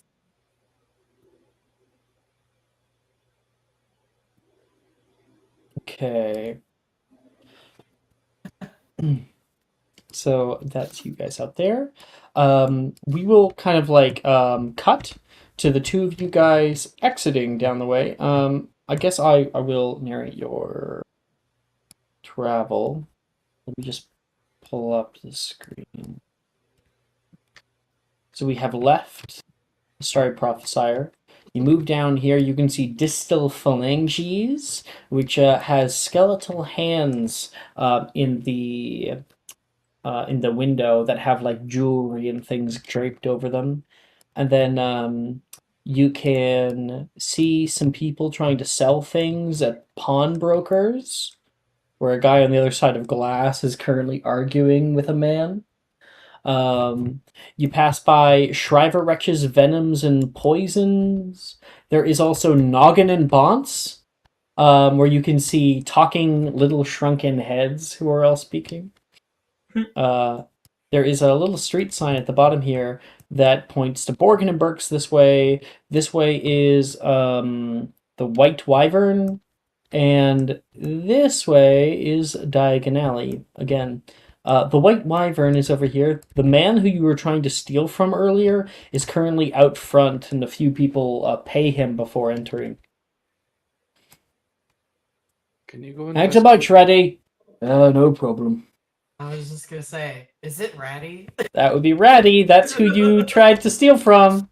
That's funny. Fucking known Love gang how, like, member. both times I fucking ended up in Nocturne Alley. I had an encounter with Ratty. Ratty's a good guy. He became my uncle. He became, yeah. Adopted uncle. Yep. Okay. Shall we go back and meet with everybody else? I think we definitely should. Before you know, they get catches.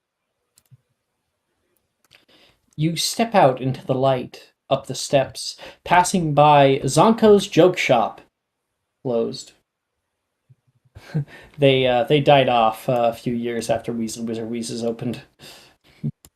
Wait, is it Zonko's? No, that's not Zonko's.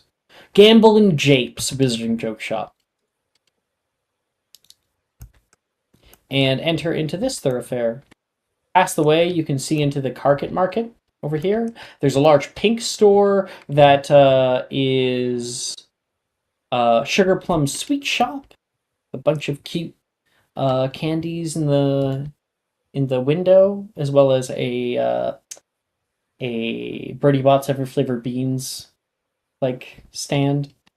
And then on the left, Mr. Astor, you are able to see a shop that has piqued your interest. The Madame Pickerton's Junk Shop. Begins. Last time we got a tea set, a cursed ring, and a cursed typewriter, if memory serves. Mm-hmm. I think this is where we should part ways, Kian. For good. Oh, but you're like my best friend. Plus, she said that you have to cling on to him. You know, that lady was talking a load of crock, right? No.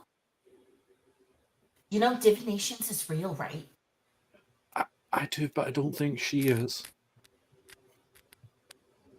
She was totally real. She knew our name. And she never met us before.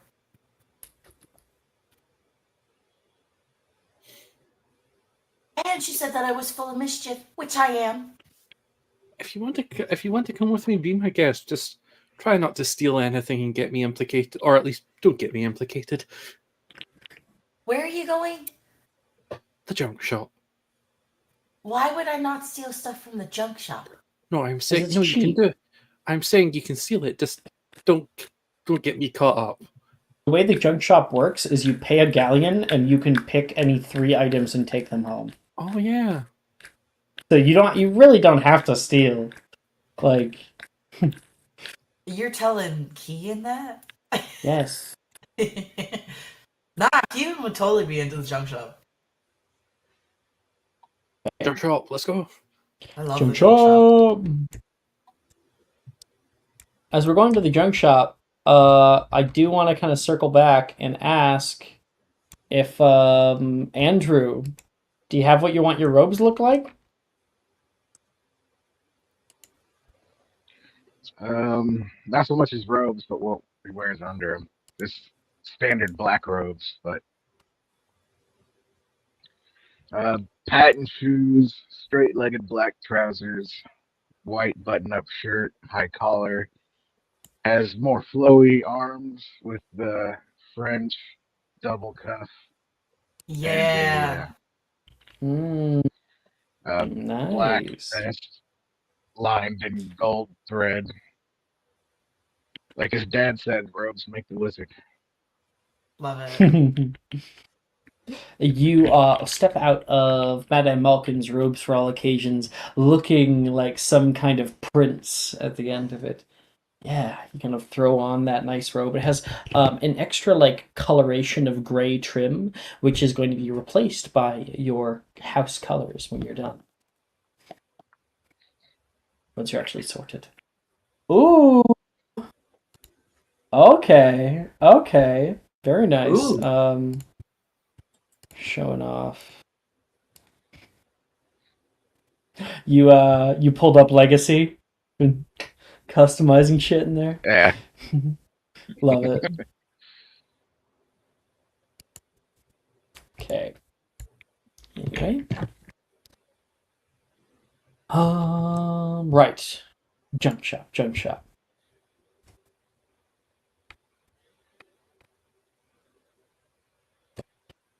As you enter inside, the junk shop is a mountain range of odds and ends, second-hand items and discarded treasures. Cluttered stacks of items rise precariously, creating labyrinthian aisles in semi-permanent gloom. It's an Aladdin's cave of the worn and forgotten. battered cauldrons, cracked crystal balls, and rusted broomsticks. The very air feels heavy with the memories of objects once loved, now discarded. A voice can be heard yelling from the back to a friend from the shadowy depths of the store. Never know what gems you might unearth here. Look at this. And if you pay up at the front, Madame Pickerton, a wide and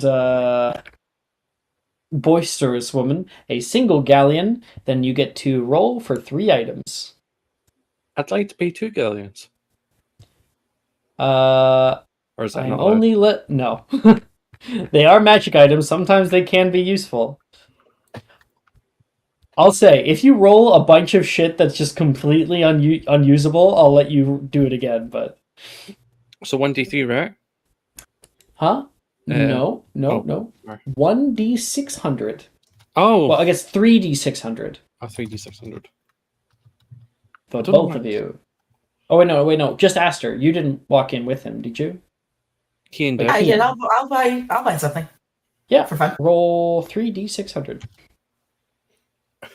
And we're going to go from the smallest number to the biggest number.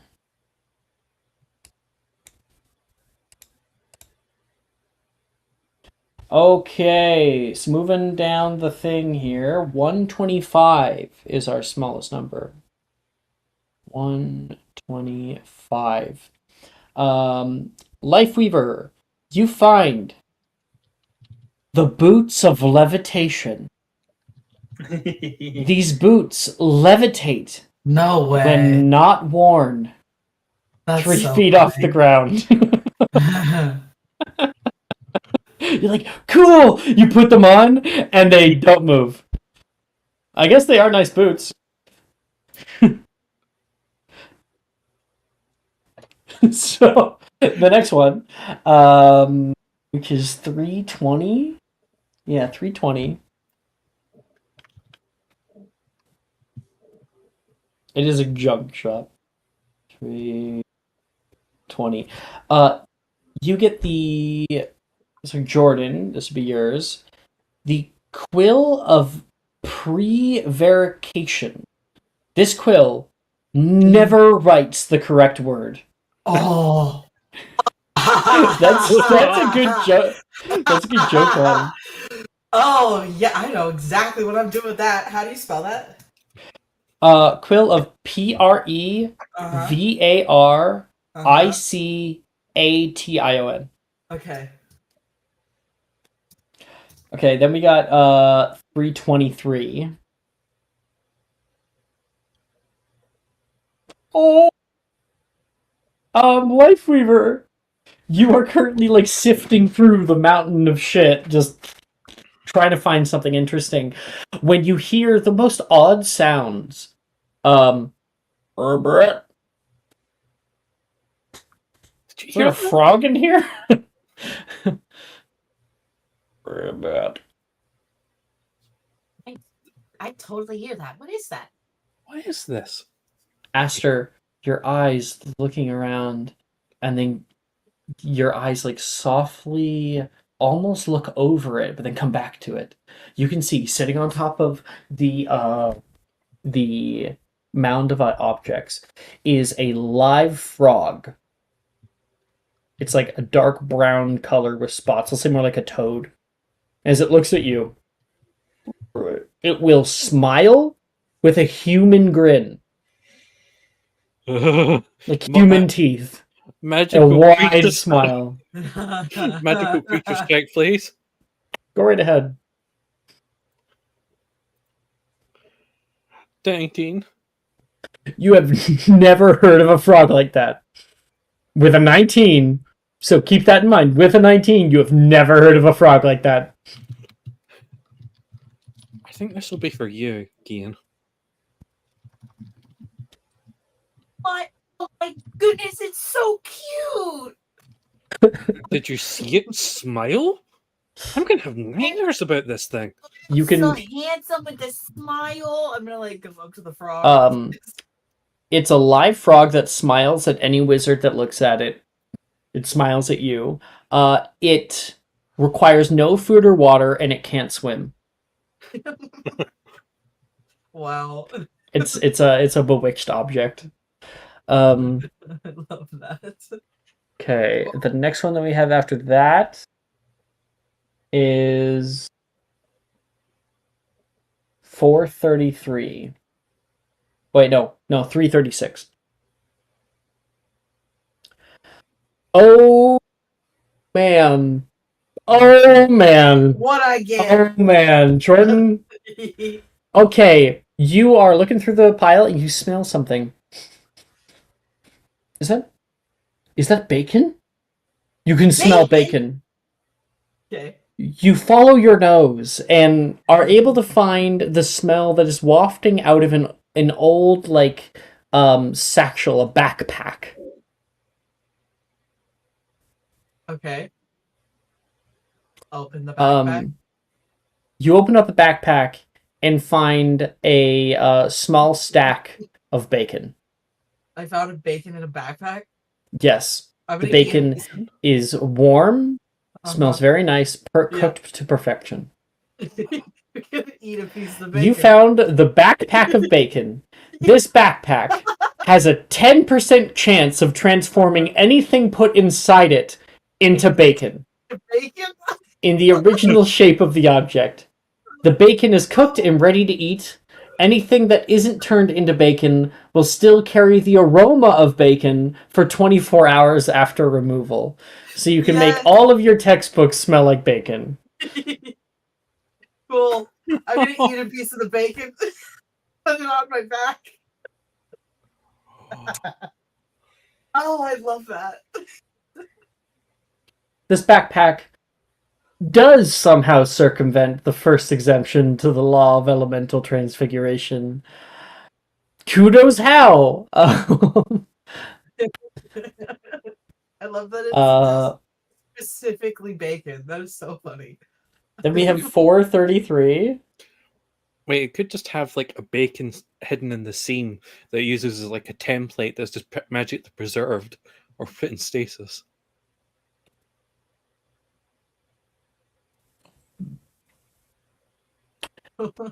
This one you might actually like, Esther. You find a small raven carved out of stone or wood, so maybe we'll say wood. And you can see it has like kind of a crooked beak. You touch it, and the raven flutters to life, and is able even to fly around and perch on your shoulder. Oh, that's cool. Yeah. This is mine now. And our last one at 560 out of 600.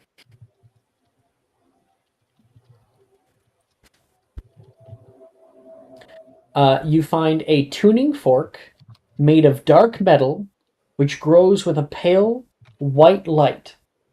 Whenever you smash it on an object, or like kind of ting it, there will be a lightning strike somewhere within 500 feet of you once per day. That's dope. So I'm gonna hang it on top on Aster's forehead. You can hear outside. Lightning has just struck on a completely clear day. Okay. Oh no. Lightning. Once per day, 500 feet. Bernadette, you're just exiting Weasley Wizards at the time Yes. when the animatronic head of Fred is hit by a lightning bolt on a clear summer day.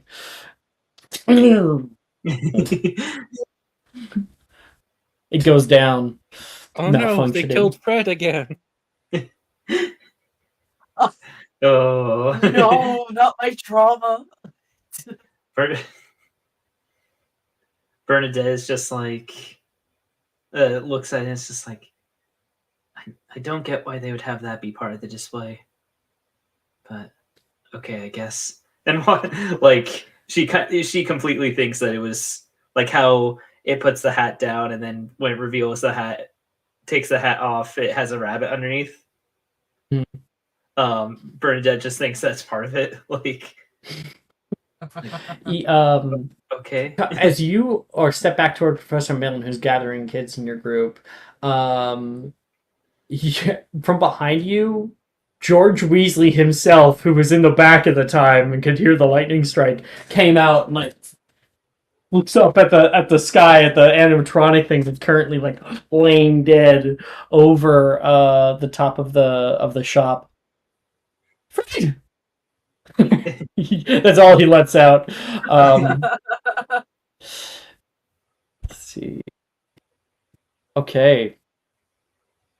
That's all of it. So where are we? Oh. Out of Madame Malkin's robes for all occasions, many students filter out, as well as Andrew Duffield in his nice new Hogwarts robes. And as for the rest of you, you can hear Professor Milne yell out, "Come on, everyone! Do we have everybody? Let's see, 1, 2, 3, 9, 10, 11. Yep, yeah. Let's get the last thing on our list, everyone." "What would that be, Professor?" Darcy asks. "Why, a wand, of course." I'll show off on the map, because why not? Us going to Ollivanders. Okay, so I've gathered you three at least. Professor Milne. Boom, boom. He's got his tub of ice cream. Arthur has. And Milne will kind of gather you guys up on the way. No. There.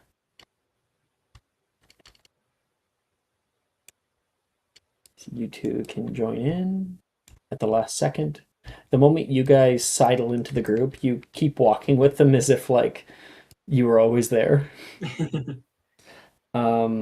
Arthur, you notice two kids who have been gone for the entire duration of the trip here. Now just walking with your group. Not wanting to carry this much ice cream around, I'm like, "Hey, you want to help me get rid of some of this?" And just offer them, just push a cauldron of ice cream in their face. Oh, I'll take a bite. I'll like take a bite of ice cream. Roll D22. So what Aster's going to say is, "Damn, this tastes better than that bot stuff. That bot brand ice cream." Oh, you're telling me those what? Uh. No, they don't sell beans or something? Beans, can you imagine? And this is a sore spot for Bernadette because the company did try to release ice cream back in the day, and it was like a major marketing flop. Bernadette wouldn't call it a marketing flop. She would just call it, a learning experience. They're gonna get into the ice cream market eventually, but right now they're really focused on the candy brand. I rolled a 12. You got 12. Jordan rolled 2. I got a 9. So you got Pensive Pistachio, Lifeweaver. And you, Jordan, got Dairy Call Split. So Dairy Call Split is, this tropical sherbet does not contain any actual dairy call, but is cleverly named for being a treat that gives you the ability to enjoy a short-range apparition with a friend you share it with. Once consumed, you gain the ability to transpose for the duration. As an action, you choose a creature within 15 feet that you shared this with, and transpose with them. You both teleport, swapping places. And then Aster with Pensive Pistachio. Pensive ice cream served in a small cup made to look like a Pensive basin. Once consumed, you gain a bonus to all intelligence checks you make for the duration. The bonus is equal to +4.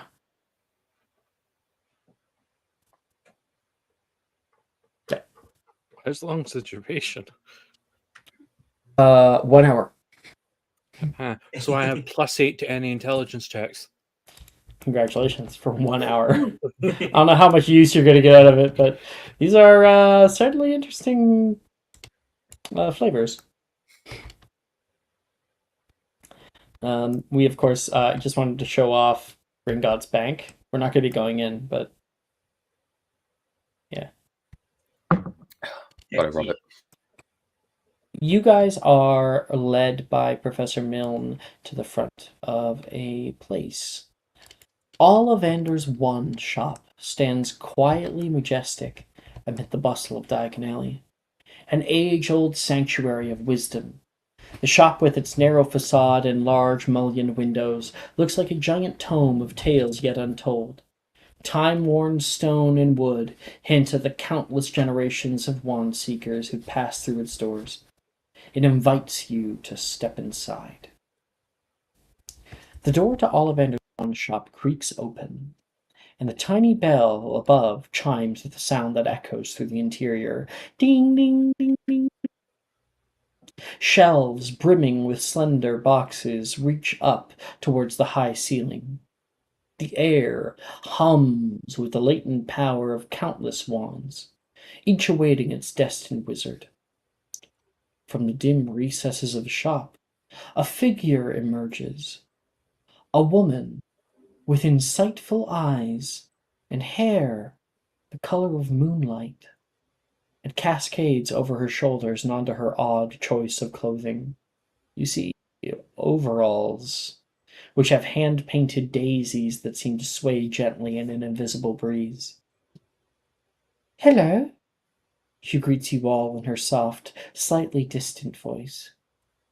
"I suppose you're our 3 o'clock?" "Hi, Professor Milne, Muggle Studies. Are you Vander?" Milne shakes her hand. "Oh, I'm just an apprentice. My name is Luna. Luna Lovegood," she says. "Just a moment, and I'll fetch Mr. Ollivander."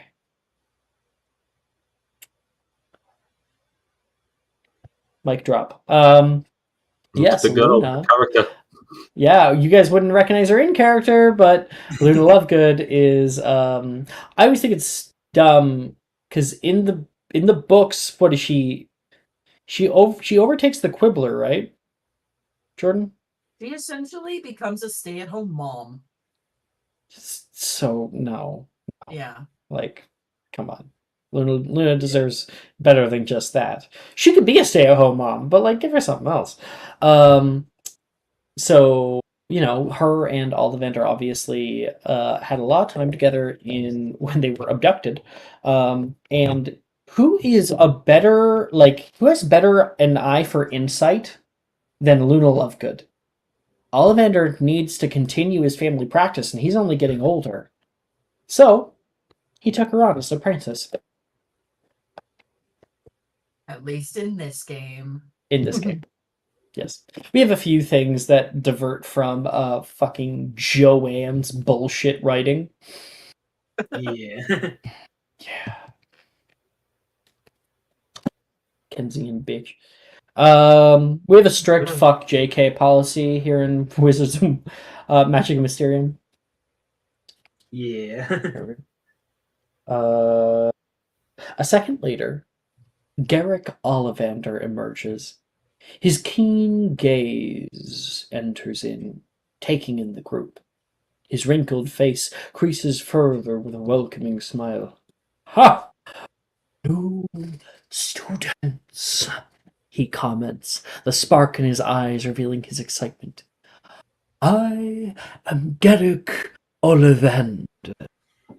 It's a pleasure to see so many shining new faces." He turns to Miss Lovegood. "Well, Luna, ready to get started?" Let's, she says back. The two move in unison, shouting numbers and boxes toward one another. 15s, 36s. I was thinking of 5, maybe. 5? Maybe. They climb ladders to grab concourses of wands, each special, each unique, as the witches and wizards who will one day possess them. They set them all out in an array across tables in front of you, just over 100 different types. The sight is magnificent, a myriad of wands displayed for choosing. Now, Ollivander's voice, gentle yet commanding, breaks the silence. Who is first? And that is where we will end tonight's episode. Ooh. We do not have Oh. enough time to do the rest. Ooh. Thank you guys so much for playing today. I hope this was a immersive experience, and this is only the start of things to come. Fun stuff, fun stuff. Woo! I'm excited. Let's go. Thanks for anybody watching. I see actually we did have a few comments. Love the story and progression of everything. Oh, hey! I think they were looking at joining a game. I don't know if they actually joined a game yet, but I guess he was checking us out. Thank you guys so much for watching. Thank you guys for playing, and I'll end the stream there. Bye-bye!